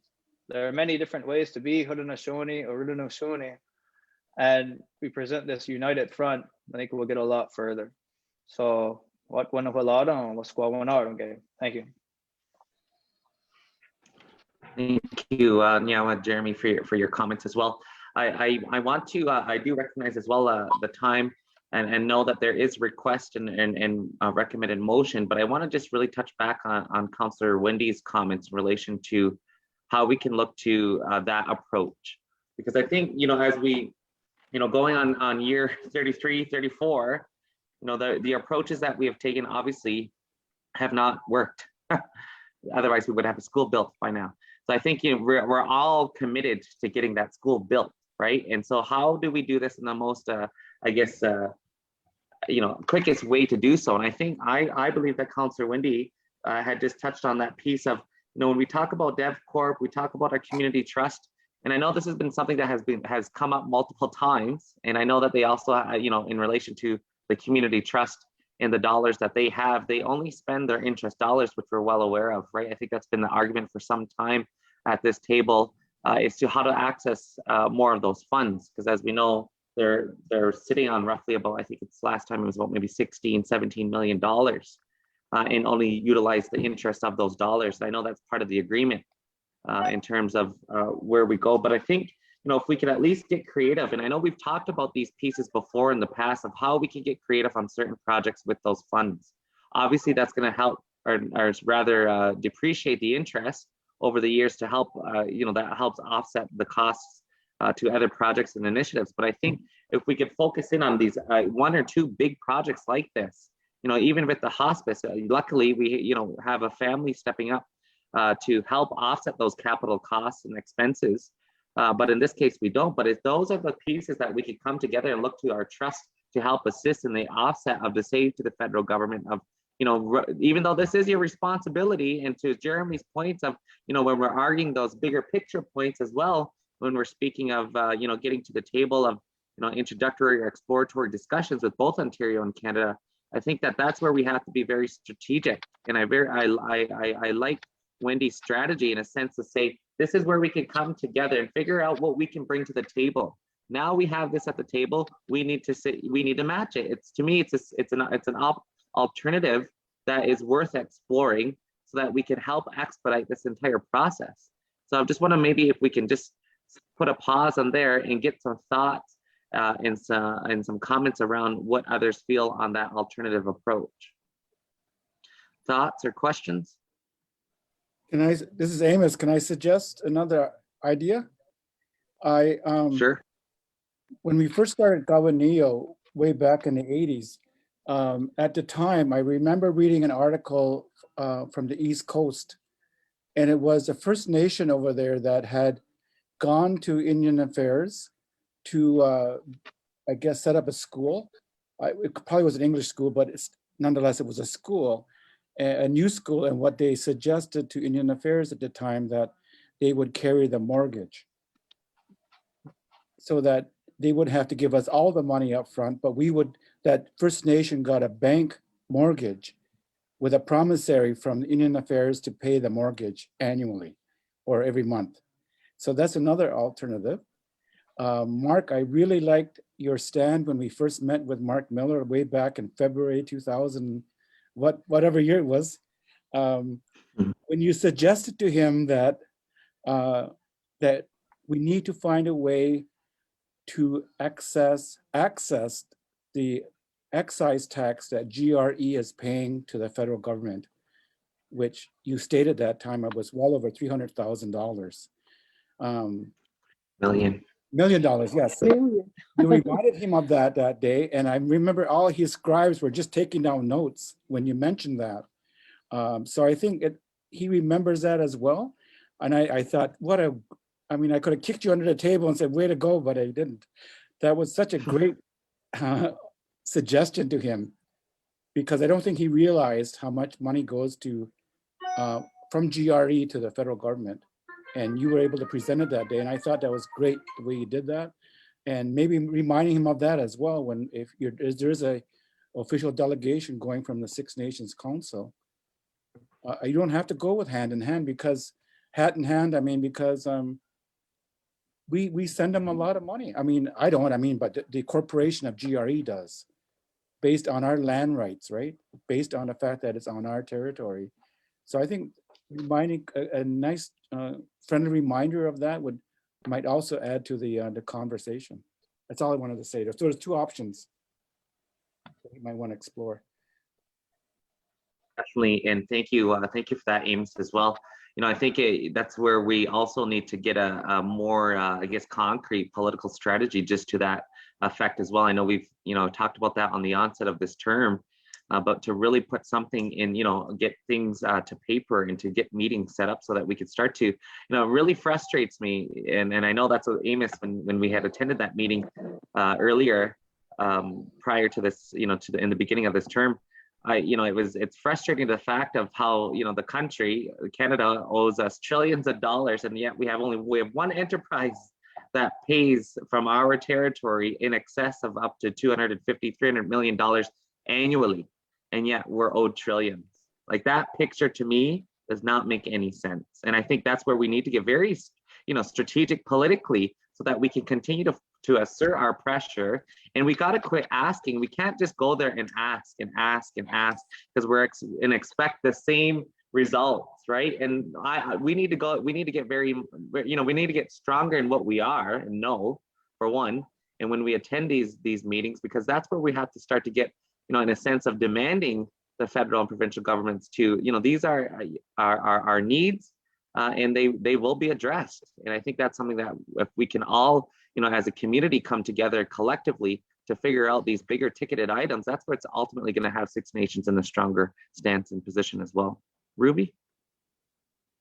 I so agree with you. And that was why we said our very first effort should be straight to ISK and demand this money because of what you're saying, not just GRE. I'm not saying to belittle anything, but all I'm saying is all up the track there, every year they collect taxes on that land that belongs to Six Nations, and they're going to have another whole big bunch shortly from the taxes of this past year. They probably got it all in their coffers now. So this is so ridiculous. Why should we even have to go and beg and try to go through all these hoops? And even if we go through some of these entities in the community, do we have to go through this proposal business where you never get anything anyways when you go through them? They don't have that much money and they grant it to whoever. So I'm just saying, what our first thought from Gowanea was to go straight to Mark Miller and whoever the main people are, the decision makers from Treasury Board, and demand this money. These kids have been going to school like this for that long. All these families, they're still there. They're very committed to having this school going. So I don't see why we should, what I agreed with Wendy about was beating around the bush. We got to stand up and demand these things. And you have that power as the council. And we're not saying we want to be separate. We're saying we want to keep the program intact. So the Gowanea board can go along with the council delegation to demand this school, because it's owed long, and everybody's in terror that there could be an accident happening to any of those children. Wouldn't that be terrible in this community when we all stood by knowing it's like this and never did anything about it? And it'll be us, it'll be the Gowanea board, it'll be council, it'll be Mark Miller himself if something happens to any one of those children or anybody else that gets hurt over there under this program. We need to move now. Everything's ready. We're imploring council, go straight there, demand it first, and then if we have to do all these other things, well, we'll get on them. But we got things in order. Let's go now. That's what we're saying. Alva, am I right? Thank you. You're right, Ruby. Thank you, You're Ruby. right. Thank you, Ruby and Alva, for that. I do see Councillor Audrey has her hand up as well. Question or comment? Thanks, Mark. I think that Gowanea are long overdue for the school. Hazel and I have been working with him for the last few years to try and get the school designed, and a lot of hard work has gone into by all the parents and the kids and the board and the administrators. I think that Gowanea, Jeremy, the acting principal, had a really good idea. And I think we need to flesh that out. I think we need to find out how much money is owed to us in our trust being held for us in Ottawa. And I think that can be used as leverage. I think a lot of the things, the excise tax for sure can be used as leverage. And also the land leases that are up and down the Grand River can also be mentioned as well. So there's a lot of leverage points that we should be using to get money for the school. And we're doing that right now, but we have to also remember there's so many more buildings and infrastructure that needs to be done too, using the same leverage points. And I will continue to volunteer to work with this Gowanea, Ruby, and Jeremy. Okay, they thank have you. no school. Thank you, Audrey, for your comments as well. I see Wendy has her hand up as well.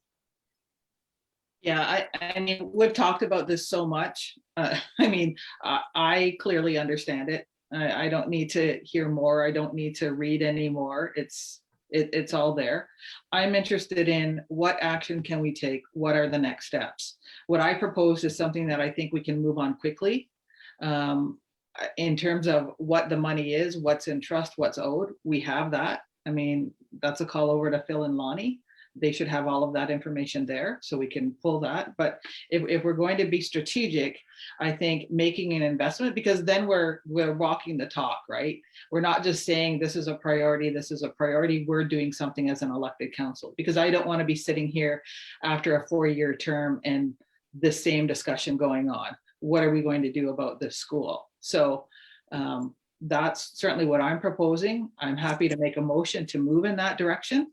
If it doesn't work, then we can look at other pieces, but I'm willing to take that action.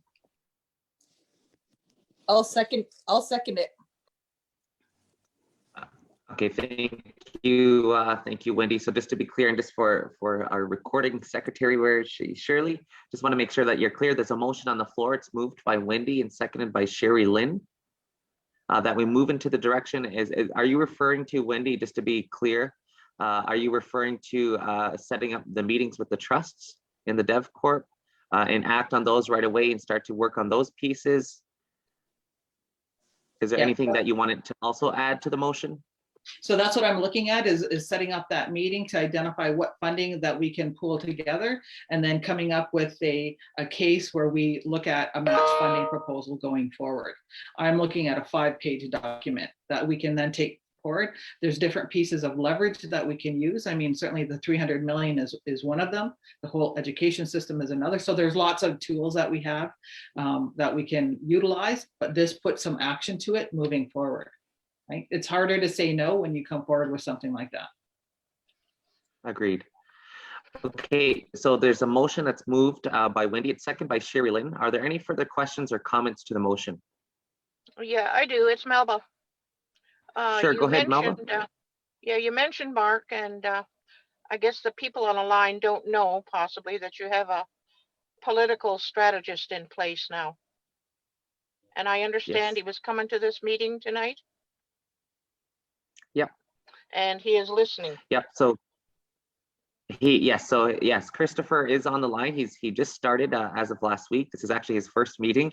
He was introduced yesterday to full council, but he's going to also play a key role in the development of progressing our political agenda items and things like that. So he's definitely on the line and listening in, and will definitely be a part of this team moving forward. Yeah, I think that's very important. We don't have him in place just to have him in place and with his name, because there's several options that have been mentioned here, along with the owing of Canada. And I think that's very important. And certainly Development Corporation and Community Trust have money. But I also know that there's other needs in the community also. And why should we be taking out of that when we possibly could certainly meet with Mark Miller concerning this issue? So I will be against the resolution that is put forward for those kind of reasons. I think there's other options that may be available, and I think our political strategists should be involved. Thank you. Okay, thank you, Melba, for that as well. And any further questions or comments to the motion? I see Wendy has her hand up, and then back over to Ruby. Just for clarity, the motion doesn't suggest draining the bank. It's to meet to see what we can come up with funding if we pool some resources to take forward as an investment from the community and then ask for money. It's a negotiation, so it's a strategy. I just wanted to be clear on that. Okay, thanks for that clarification, Wendy. Ruby? Well, I want to ask if you could put in your motion that who would be on the team and how fast, like some limitations on timing here. It's already almost half of April's gone. We don't want to burn daylight, not be able to get to the digging before we waste the summer. So could the mover and seconder put in the team that would be involved and how fast, so that there's definites on board and everybody knows what's happening instead of just leaving it quasi and punting it down the road. We don't want it punted anymore, Mark. I hear you loud and clear, Ruby. I want to now shift over to the mover and seconder on those considerations. I'm just trying to move this along. I think if we talk about who's going to be on the team, I think we'll be another 45 minutes on this topic and trying to figure that out and mapping that out. I'm trying to get this motion forward so that we've got some action. Then I think later on, maybe sitting down and meeting and seeing who can do that. To do an initial meeting is the elected council and those two organizations to see what we can invest. I think once that's done and we have something that we can put on the table, then it's bringing the Gowaneo board back to meet to say, okay, how do we take this forward? That's how I see it. Okay, thank you for that, Wendy. As well with the seconder, are you okay with the seconder, Shirley? Okay. Are there any further questions or comments then to the motion? Yeah, I do. It's Melba. I think we could get Mark Miller to the table quite quickly. I agree, 100%. Thank you for that, Melba. Okay, that being said then, Council, I see no more further questions or comments. All in favor? Any opposed? I'm opposed, Melba. Melba Thomas is opposed. Motion's carried. Is there a motion to waive second reading? Moved by Wendy, seconder. Seconder for second reading, Sherry Lynn. All in favor? Any opposed? Seeing or hearing none, motion's carried. Opposed. Okay, Council. Oh, one opposed. My apologies. Melba Thomas opposed to second reading. Question, comments. I see Helen is waving her hand. Councilor Helen. Are we going to take any action on with Grand River Enterprise? Taxes? Yeah, I was just gonna. Yeah, I was Well, just I think gonna we get need to to move on that discussion. as well, because and we may even want to talk to some of the other tobacco. I They agree. all pay taxes. Not just Grand River Enterprise. Yeah, when we look, exactly, and I think that's where we need to strategize the bigger picture of things, right? As we look to what's been occurring of potential of an introductory or exploratory discussions with Ontario and Canada. I think some of the councillors might remember this when I had talked about how we could bring in those pieces. So we know, like, say for under health, we know health needs. We know we need a Iroquois Lodge. We're lucky enough that we have a family donor to do a hospice, but we also could have been using, capital for that too. Under education, we know we need schools. We know O&M and maintenance on all of our schools. We need another new school built. We need, there's different things on the list, the long list of needs. We have over $700 million in infrastructure needs in this community. Like the list continues to go on. So that's where we need to be very strategic in looking at the bigger picture when we bring this issue forward. So Christopher and the rest of our council will be looking at those political strategies as we continue our efforts in addressing our long list of needs in this community. Okay, well, I just want to say nyawa and thank you to all of the Gowaneo team and staff that have joined us and advocators this evening. Again, I think it's loud and clear from this table. We hear you. And we want action just as much as you do. So we'll look to collaborate on the motion that was just passed in relation to the meetings being, preliminary meetings set up with both DevCorp Trust as well as our community trust. I think it's been laid out in terms of understanding of where we go from this point on, and then as to when we engage with the KG board and staff as well after that meeting. So nonetheless, Ruby, we will continue to keep you updated as we progress with this particular motion and as well best next steps. And again, it hopefully will be in the next week or 2 weeks maximum to start and get back further answers. Okay, Mark, thank you. Thank you, Council. Alrighty. Well, thank you now to everybody, and we'll look forward to next steps here. So thank you for joining us this evening. Yeah, everybody. Ona. Ona. Okay, Council, I want to now shift. We have one more delegation that is going to present. That is Rogers and Xplornet, and the topic is the Memorandum of Understanding. I believe we have representatives from both to speak to those. Maybe I can just touch with our SEO, Darren, to lead us in this topic.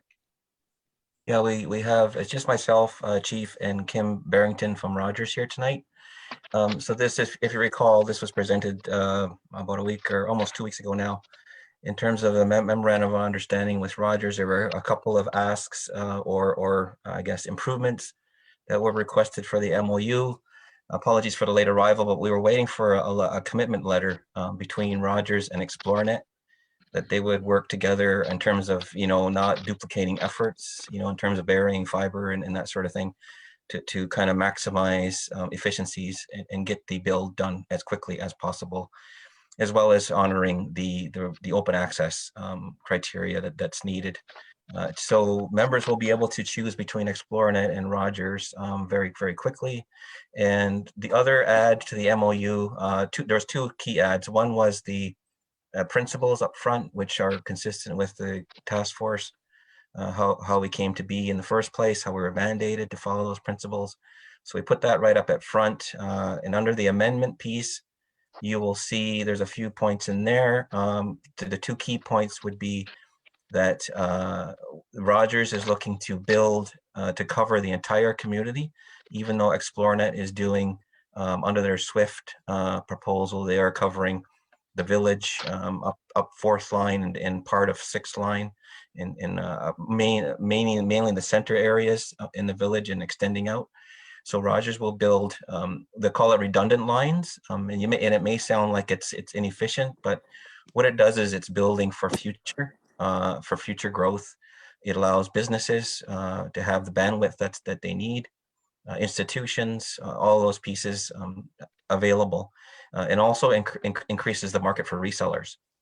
So that's another opportunity for our local businesses as well. So these are all good changes, and Rogers again is committing to do this at no cost to the community. So those are key adds, and maybe I'll have Kim expand on that a little bit as to why they brought that to the table. So there's actually been quite a bit of work since the last time we spoke about this, in engaging with Xplornet to make sure that they have concurrence and there's a commitment on both sides why we're doing it this way, and they have agreed. So that's very good news. There was just one other point we added was an annual evaluation, just to examine many things, not the least of which, as Council's keenly aware, there's been some issues with services related to Xplornet.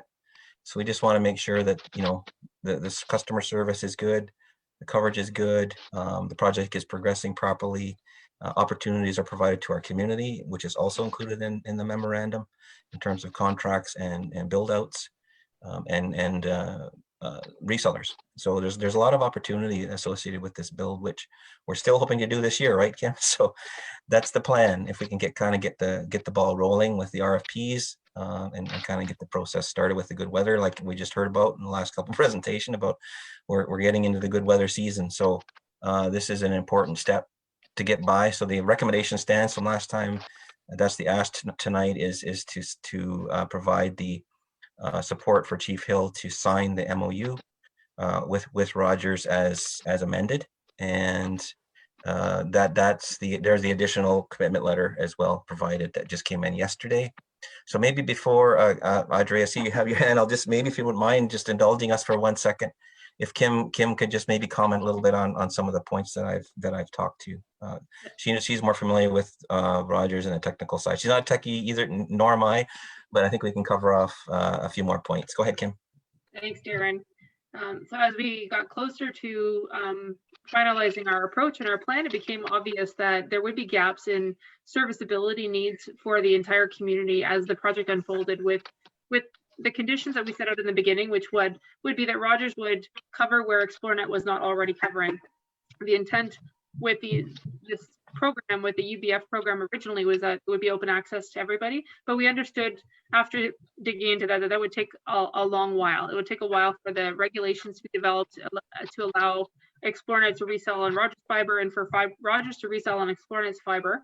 And to ensure the entire community gets connectivity as early as humanly possible, we came up with this plan to create this redundancy. So that would that would mean that Rogers would build the entire community, where ExploreNet's limited in their footprint as of now. So it wasn't the option of going the other way around. So we're going to do the whole community.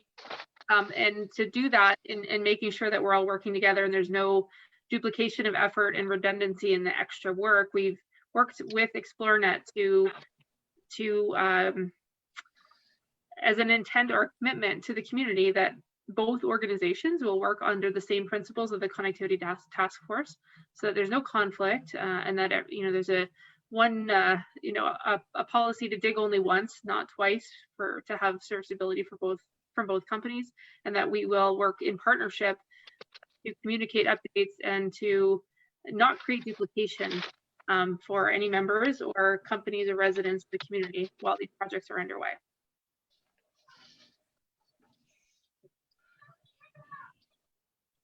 Okay, thank you, Kim, for that, as well as Darren.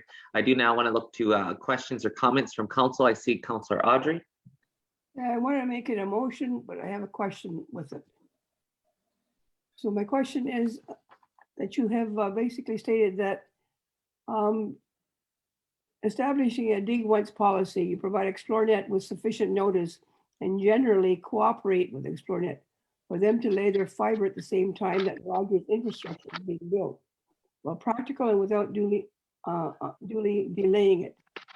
So what happens in the event that things go south there? Are there going to be gaps? Are people going to have to leave the wire open so that ExploreNet can put theirs down too? Or how will you handle problems like that? I can't hear you. Mute. It's a Kim question. That absolutely is the goal of the letter of intent, is to demonstrate our desire to work in partnership with both companies during the course of this project so that we can avoid any problems like that. But the ultimate, like the worst case scenario is you've got two companies doing their thing independently of each other. So either way, the community will get needs, but we're trying to find efficiency so we're not sort of over top of each other and then digging up an area and then digging it again later.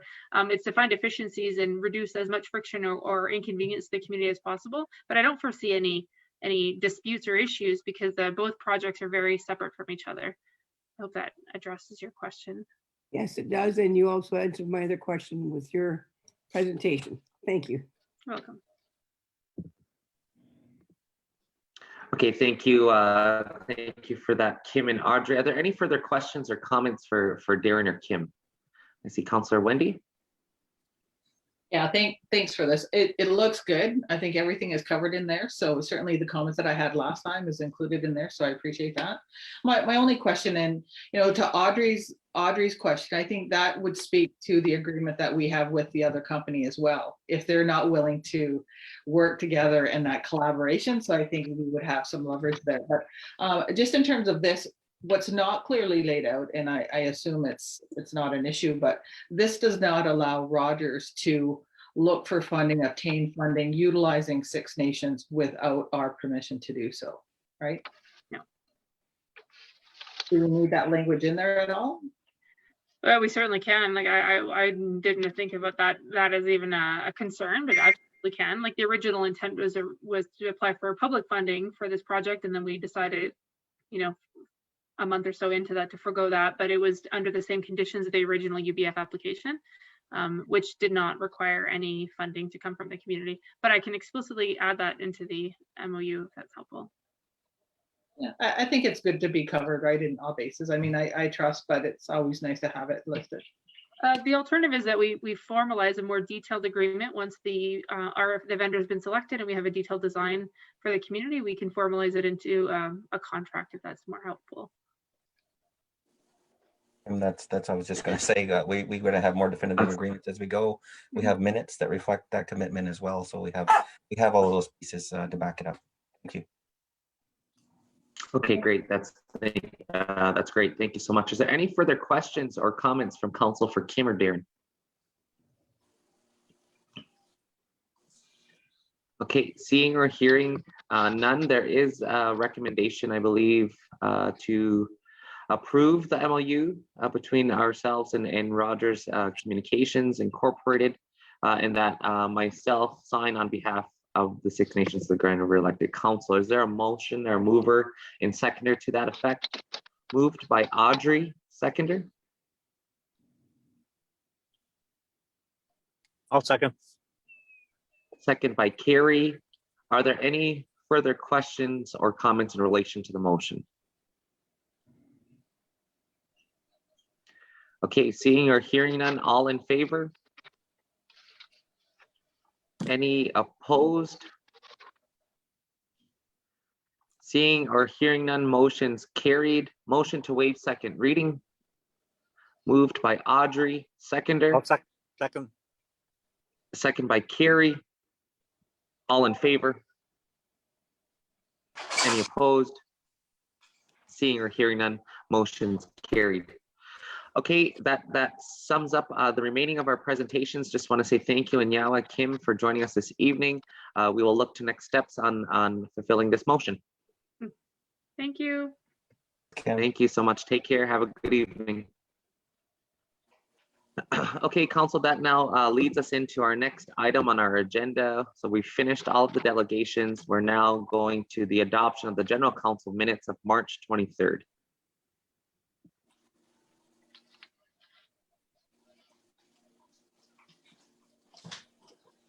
I'll move on a minute. Okay, thank you, Nathan. It's moved by Nathan, second by Sherry Lynn. Are there any questions or comments in relation to the minutes? Seeing or hearing none, all in favor? Any opposed? Seeing or hearing none, motions carried. We'll now move into recommendations from our Human Services Committee. Recommendation number 1.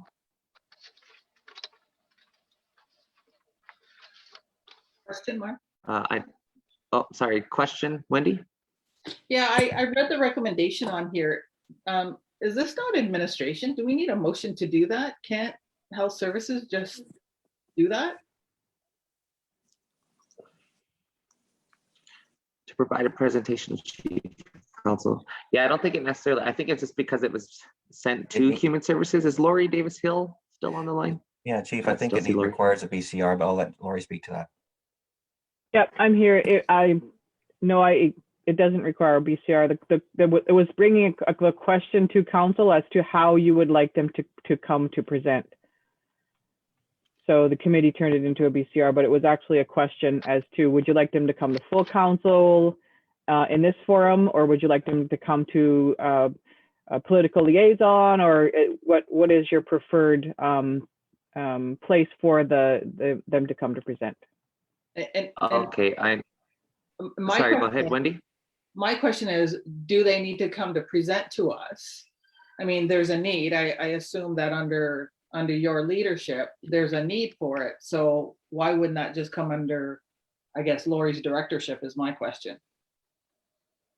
Is it just for information to update us, and if that's the case, can an update just come from health services? Yeah, it could. It was a request from the Regional Cancer Program to, as part of their relationship building with Six Nations. That's what it was. They have come in the past on a regular basis. Yeah, and we just met with as well with Matt Anderson, I believe his name was right, CEO of Ontario Health. I believe Lori, we had a good meeting with him. I think this is more of relationship building, but I understand your point, Wendy, that this doesn't necessarily have to be in a motion form. I do agree that it could come from just administration and then just allow it to be attached to our next agenda. So I would have to agree. I'm going to defer this motion and just look to action item list. That these are the types of motions that, so if it does to come from committee, like if we look to those action item lists, that will just attach them to the list as opposed to a motion, and we'll look to see who's in charge or responsible for that action item, and we'll bring this forward at our next, either whether it be general council or political liaison. I guess we'll determine which agenda it best fits under. That being said, then I will then go to recommendation number 2. Yep, and so just for clarification, there already is a Band Council resolution to designate land for Iroquois Lodge. The issue is that the transfer has not been completed, and that is the documentation that's required for us to move ahead with the redevelopment of Iroquois Lodge. So the question is what process, and again, it's probably an administrative action that needs to be taken care of. But we need to have the process completed as part of that next steps. Okay, yeah, this is kind of the same type of reasoning for the first motion. I think if there's already a motion that's been passed and it's already in terms of the land designation for Iroquois Lodge, again, we don't need another motion to that effect. So I'm going to look to our SAO, Darren, on this piece in terms of what administrative step needs to take place, because again, I don't think it needs to be on this agenda. Yeah, there's already been some action taken, Chief. So I agree. We'll follow it up and make sure that happens. Okay, thank you for that. Okay, that being said, then I'm going to defer that recommendation as well, because it's again due to administrative purposes. We'll get both of those finished and complete on those items. I'll now go to recommendation number 3. Are we reading this or can the community see this? What's happening, Mark? Melba? Yeah, my apologies. So the first 2 recommendations, we had some questions in terms of administrative, so we didn't read those ones. It is posted online for community, and yes, we are reading it. So go for it, Melba, as the mover. Okay, moved by myself, Melba Thomas, that the Six Nations Human Services Committee recommends to the Six Nations of the Grand River Elected Council to authorize the Senior Administrative Officer to sign Schedule E, Form of Compliance Declaration issued pursuant to Long-Term Care Services Accountability Agreement between the Hamilton, Niagara, Haldeman Branch Local Health Integration Network and the health service provider applicable period January 1st, 2020, December to December 31st, 2020. I so move. Okay, thank you. Hazel also is seconding the recommendation 3. Just again, she's experiencing some technical difficulties, so we're utilizing the chat for her. Is there any further questions or comments in relation to this motion? I see Councillor Wendy has her hand up. Yeah, just a silly question. I mean, when I read the briefing note, it didn't say we are confirming compliance. I know the declaration says that, but we have met everything. Everything is in place, right? Just since we're giving that declaration, just want to make sure nothing's, I just didn't read it in there. So, okay, good. Yeah. And the reason for this is that the actual agreement requires a Band Council resolution to be noted upon it. So. Perfect. Thank you for that, Lori. Are there any further questions or comments in relation to this motion? Okay, it's been moved and seconded. All in favor? Any opposed? Seeing or hearing none, motion carried. Motion to waive second reading. Waive second reading, Melba. Okay, thank you, Melba. Moved by Melba. Is there a seconder? Second by Audrey. All in favor to waive second reading on the previous motion? Any opposed? Seeing or hearing none, motions carried. Okay, that leads us into scheduling. Again, we are in General Council this evening. Tomorrow morning, we have building and infrastructure. Leading into next week, finance, again, all live streamed. Corporate emergency services, these ones are then moving into the Iroquois caucus meeting on the 23rd, as well as the 26th is our next political liaison meeting. And then leaving off at the end of the month, our environment committee. So that's under scheduling. Is there anything further under scheduling? If not, I see there's Lake Erie Region Source Protection Committee. Just wondering, looking for some background and context to this piece. if maybe I can look to Shirley or Darren.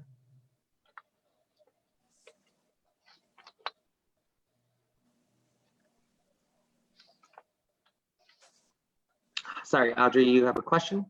Yeah, I wasn't able to open up that file. Okay, so the previous councils had representatives on there. So they had Councillor Carl Hill and Waylon Bunbury. So they're just looking to see if we're going to replace those representatives. And the attachment also includes the TORs for the committee. Okay, just from the list that I had printed off, the most recent, I think this was in our last at the retreat. It was updated in January. I believe Nathan was listed as the Lake Erie Region Source Protection Committee representative. Just want to confirm with. I see Nathan has his hand up. Nathan. Yeah, I was looking at the notes too. I saw myself there too. So I guess if council wants to confirm me as a rep, that's fine. Is council okay? Well, actually, council is okay because they approved this in January 2021 to have your name there. Oh, sorry, Helen. Do we need to be there? We need to look at these committees to see whether we need to be there, or is it just administrative work, or? Yeah, and we kind of went through we went through the list of all of these as well in terms of determining as to which ones would have so much admin. It's admin heavy, so we're still going through that exercise, I guess, Helen, for now. So I think it might be good, Nathan, if we can even just have a representative and maybe just get a feel for if it's needed for a political rep, or if we could then look to down the road once we start to focus in on our environment stuff. Do you have time for that, can Nathan? If you don't have time for it, Nathan, I could sit there. Well, I can go to the initial meeting, pull back the info, and we can all together make that analysis on whether it's politically viable for us to go forward. Right. So I can go the first one, and then bring the information back, and then we'll make a call from there. Okay, that sounds like a good plan. Thank you for that. Chief, do you want me to bring it Sorry, through? go ahead, Nate. Yeah, do you want me to bring it through the Environment Committee, get a recommendation, and present that to council after I go to the first meeting? Yeah, I think that would be the right process. Perfect. Sounds good. Thank you for that, Nathan, as well as Helen for that. As political updates. So again, we're going to start to really move on these pieces as well with Christopher online. He is just started as of last week, so we got him going on a number of items, and even more so after this evening's discussion in terms of where we go politically for the bigger picture of things as well. So there's a number of items that he's going to be working on, and again, we'll continue to provide updates as we move forward on these items. We also want to have a conversation around the second Monday, which is all of council, where we just politically strategize. So we don't set, we don't have necessarily agenda items per se, like general counsel and general finance, but we set aside that day to just basically go over possible political strategies on a number of items. So we're going to look to those pieces, and obviously we'll inform council on those pieces.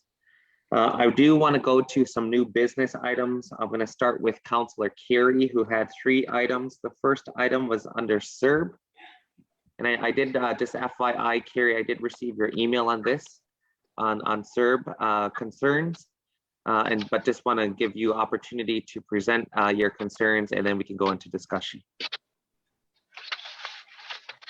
Well, my concern is that like a lot of the taxes are being done now, and all you do is get a T4A, and it's got box 197, and it doesn't say anything else. And I suppose they'll adjust, Revenue Canada will adjust whatever you got and take the tax off. I don't know if anybody has their CERB tax yet or not with the refund that they're getting. Okay, thank you. Thank you for this, Carey. Darren. Yeah, I passed this over. We worked with Anna Cecile on this, and there was, I think Candace is on the line here. or maybe not from comms, but there was a bulletin that was provided, or we got a bulletin from Revenue Canada, that if the CERB is replacing tax exempt income, the CERB is tax exempt. So in terms of the actual filing, that part I'll have to do a bit more work on in terms of what people will need, community members will need in terms of their tax return, but it will be tax exempt, provided they're eligible for the CERB. There's a whole bunch of eligibility steps. So if they've received the CERB, they're obviously eligible. Yeah, so yeah. So there's just those little pieces, administrative pieces on the filing piece that we'll put something out for community, and it was already in the paper. Canada's put it in the paper bulletin. Oh, so it was already posted, so that would have to be included when you file your taxes, or Yes. would Revenue Canada already have something there? Yeah, I'm not sure about what box, probably the notes. I think the typical tax return is a note section. Yeah. Because status Indians always have a special ticky boxes. So I'll just clarify that. And if there's additional communications that need to go out, we'll get it out. Okay. And if there's any, even politically additional, I know I had Christopher do a little bit of work on this as well. If in the case that, and any of our community members are having any concerns in relation to CERB in its entirety, we'll also do some political advocacy work on that piece as well. It's a good thing. Thanks, Chief. Okay, the next item, Carrie. Oh, sorry, Nathan, you have your hand up. Yeah, just a question. In terms of the exemption and the small businesses that went ahead and got the small business grants from Ontario, and I'm not referring to the ones that went to Truro, but maybe the ones that went to Ontario. Is there guidance for them as well on how to file for their employees? Because I don't think they know. No, there hasn't, not to my knowledge. Follow up. Again, that would be Two Rivers could assist with that too, but okay. I'll do some follow up, and just a point on that. There's been a lot of delays in who's ever applied for those funds, the grant fund, the relief funds. So monitoring that as well. So they're making up excuses as the government does, but they doubled it. They doubled the payment, so that was good news. So if you're eligible for 20, you'll get 40. So I don't know when, but hopefully soon. Okay, appreciate it. And that's just not to misconstrue with our own small business relief fund that we have as well, right? So the deadline for that is April 30th as well. That's right, Chief. Yeah. Okay, perfect. Okay, thank you for that. So Carrie will continue to follow up on this issue as well in relation to CERB. Your next issue, gypsy moths. Yeah, I want an update on, it's getting close to the time. I think it's going to be early this year when the worms get here. So I kind of need, or I would like to know what's happening with that. I haven't heard of any update for a couple of weeks now, if not more. I don't know whether Darren would have anything on that or not. I do. Yeah. It hasn't dropped away. We're still working on it. Working with the new wildlife officer at Lonnie's department, Bethany. Trying to think of her last name, Wakefield, and she's been in regular contact with Paul. And there's been a delay in confirming the availability of the spray. I can't remember what the acronym is. It's like a crazy name. I can't explain. I can't even say it. Yeah. One is BT. I think you said they'd be short on BT that they used 2 years That's ago. it. BT, yeah, but they're looking at something called Mimic as a replacement spray. So I guess Paul's pretty certain that it's just kind of a rumor, or they're just trying to deploy it, and maybe there'll be more targeted sprays. We've already determined that we need to do it, but it's more targeted versus the entire community. But the price tag is going to be similar to last time it was done in 2019, which is around 2 million. Yeah. And the last time it was funded largely from OLG money. Yeah. So and we're still looking at if there's other funding opportunities, but just in terms of the timing, the spray will. I was told it's mid to late May is when the spray happens, so we've got a bit more time. The deadline's kind of been erased because of these delays. So once we get it in the queue, we'll do it. We'll have to come back to council though in terms of that funding commitment. Yeah. Yep. Okay. Thanks, Darren. Okay. Thank you. for that, Darren, as well. And then Carrie, your last item, bread and cheese. Yeah, I've had a few calls from community members, and they want to know what the status is on the bread and cheese. If it's going to continue or as last year, or are we going to? Because I think it was put out like a couple weeks ago to get the survey done or whatever. I'm not too sure. Okay, thanks. Thank you for that, Carrie, as well. I believe that was the last direction, and I just want to touch base.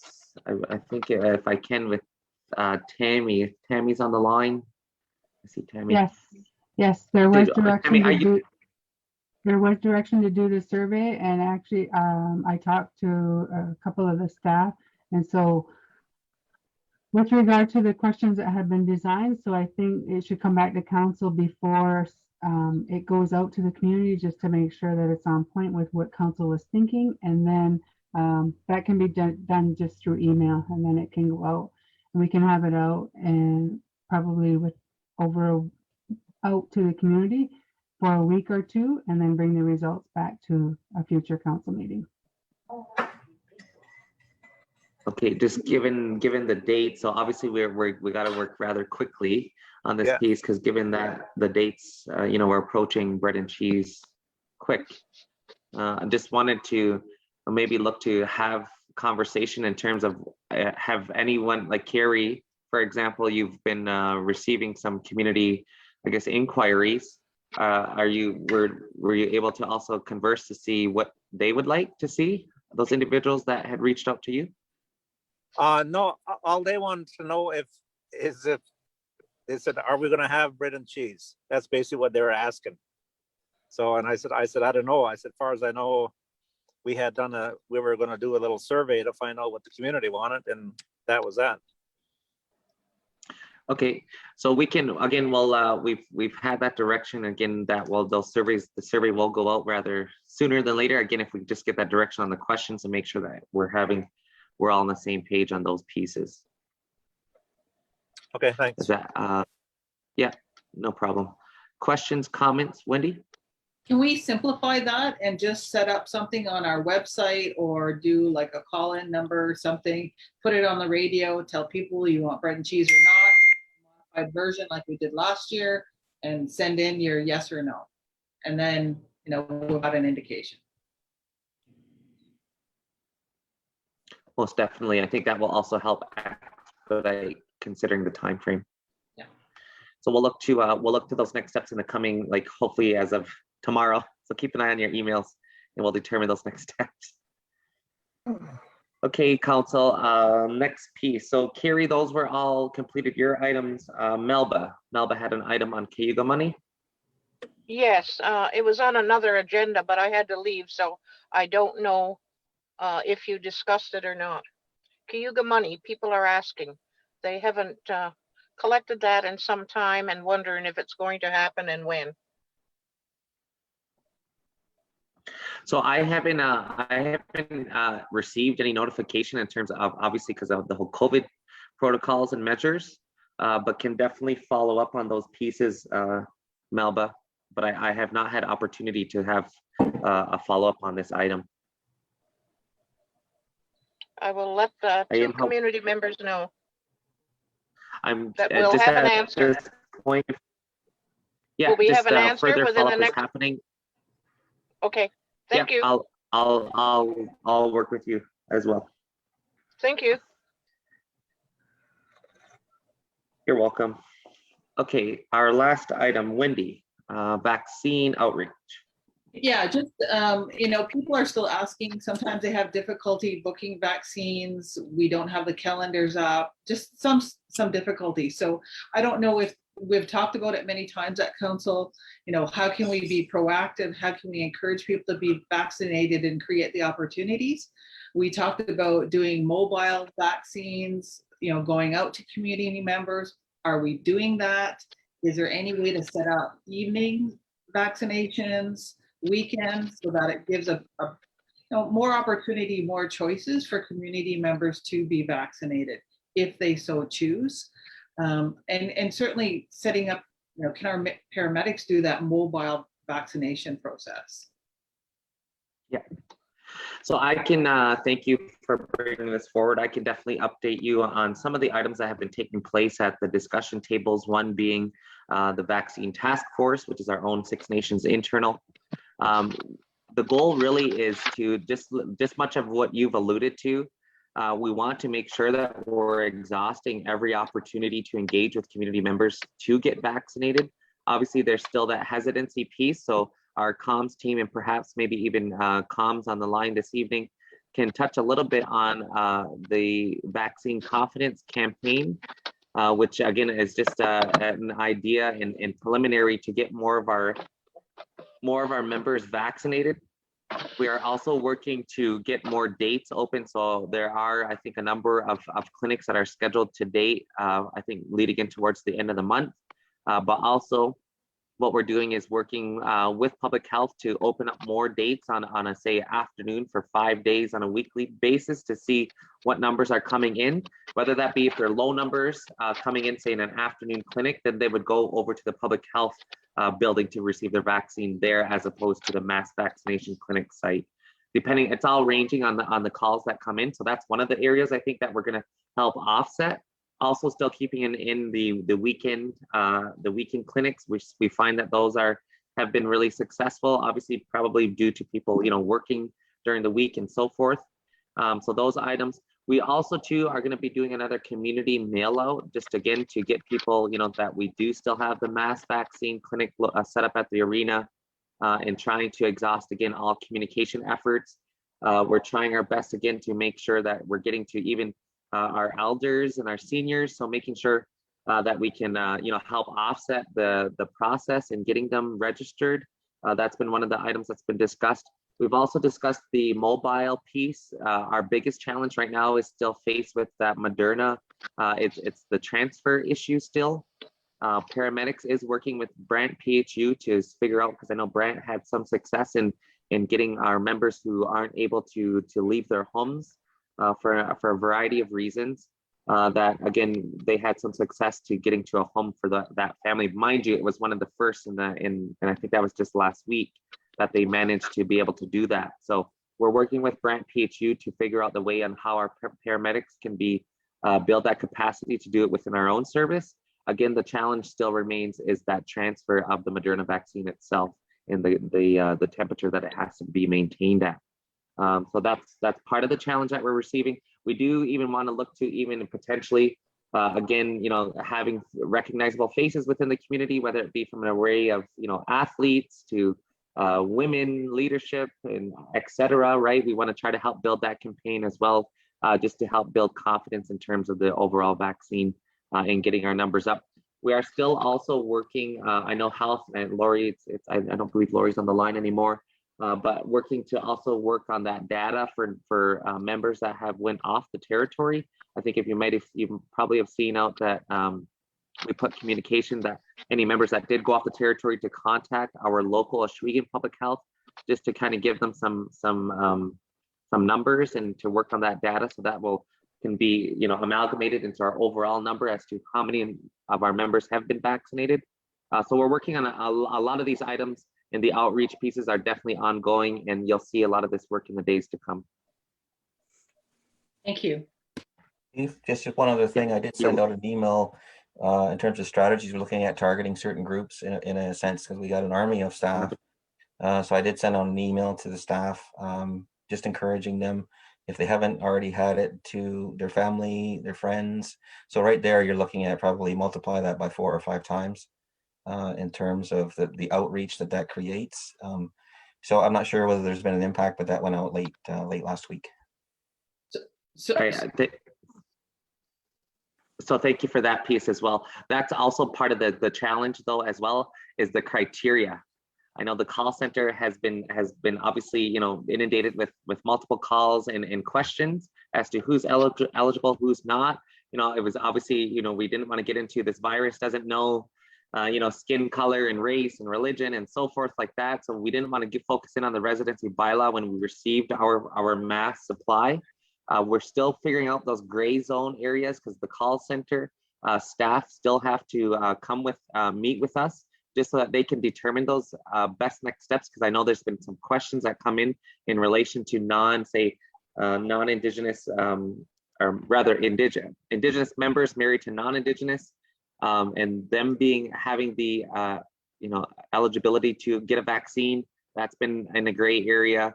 So we want to really, if the criteria has changed, because again, we've seen a flood of people come through as well wanting to get vaccines that don't necessarily have affiliation to Six Nations. So that's been part of the reason as to why the call center has developed this criteria and want to be able to be all on the same page as to who is eligible and who is not. So you may be hearing some of those concerns as well, and we are rectifying those issues as well, is really establishing and really putting the green light and the red light as to who's eligible and who's not.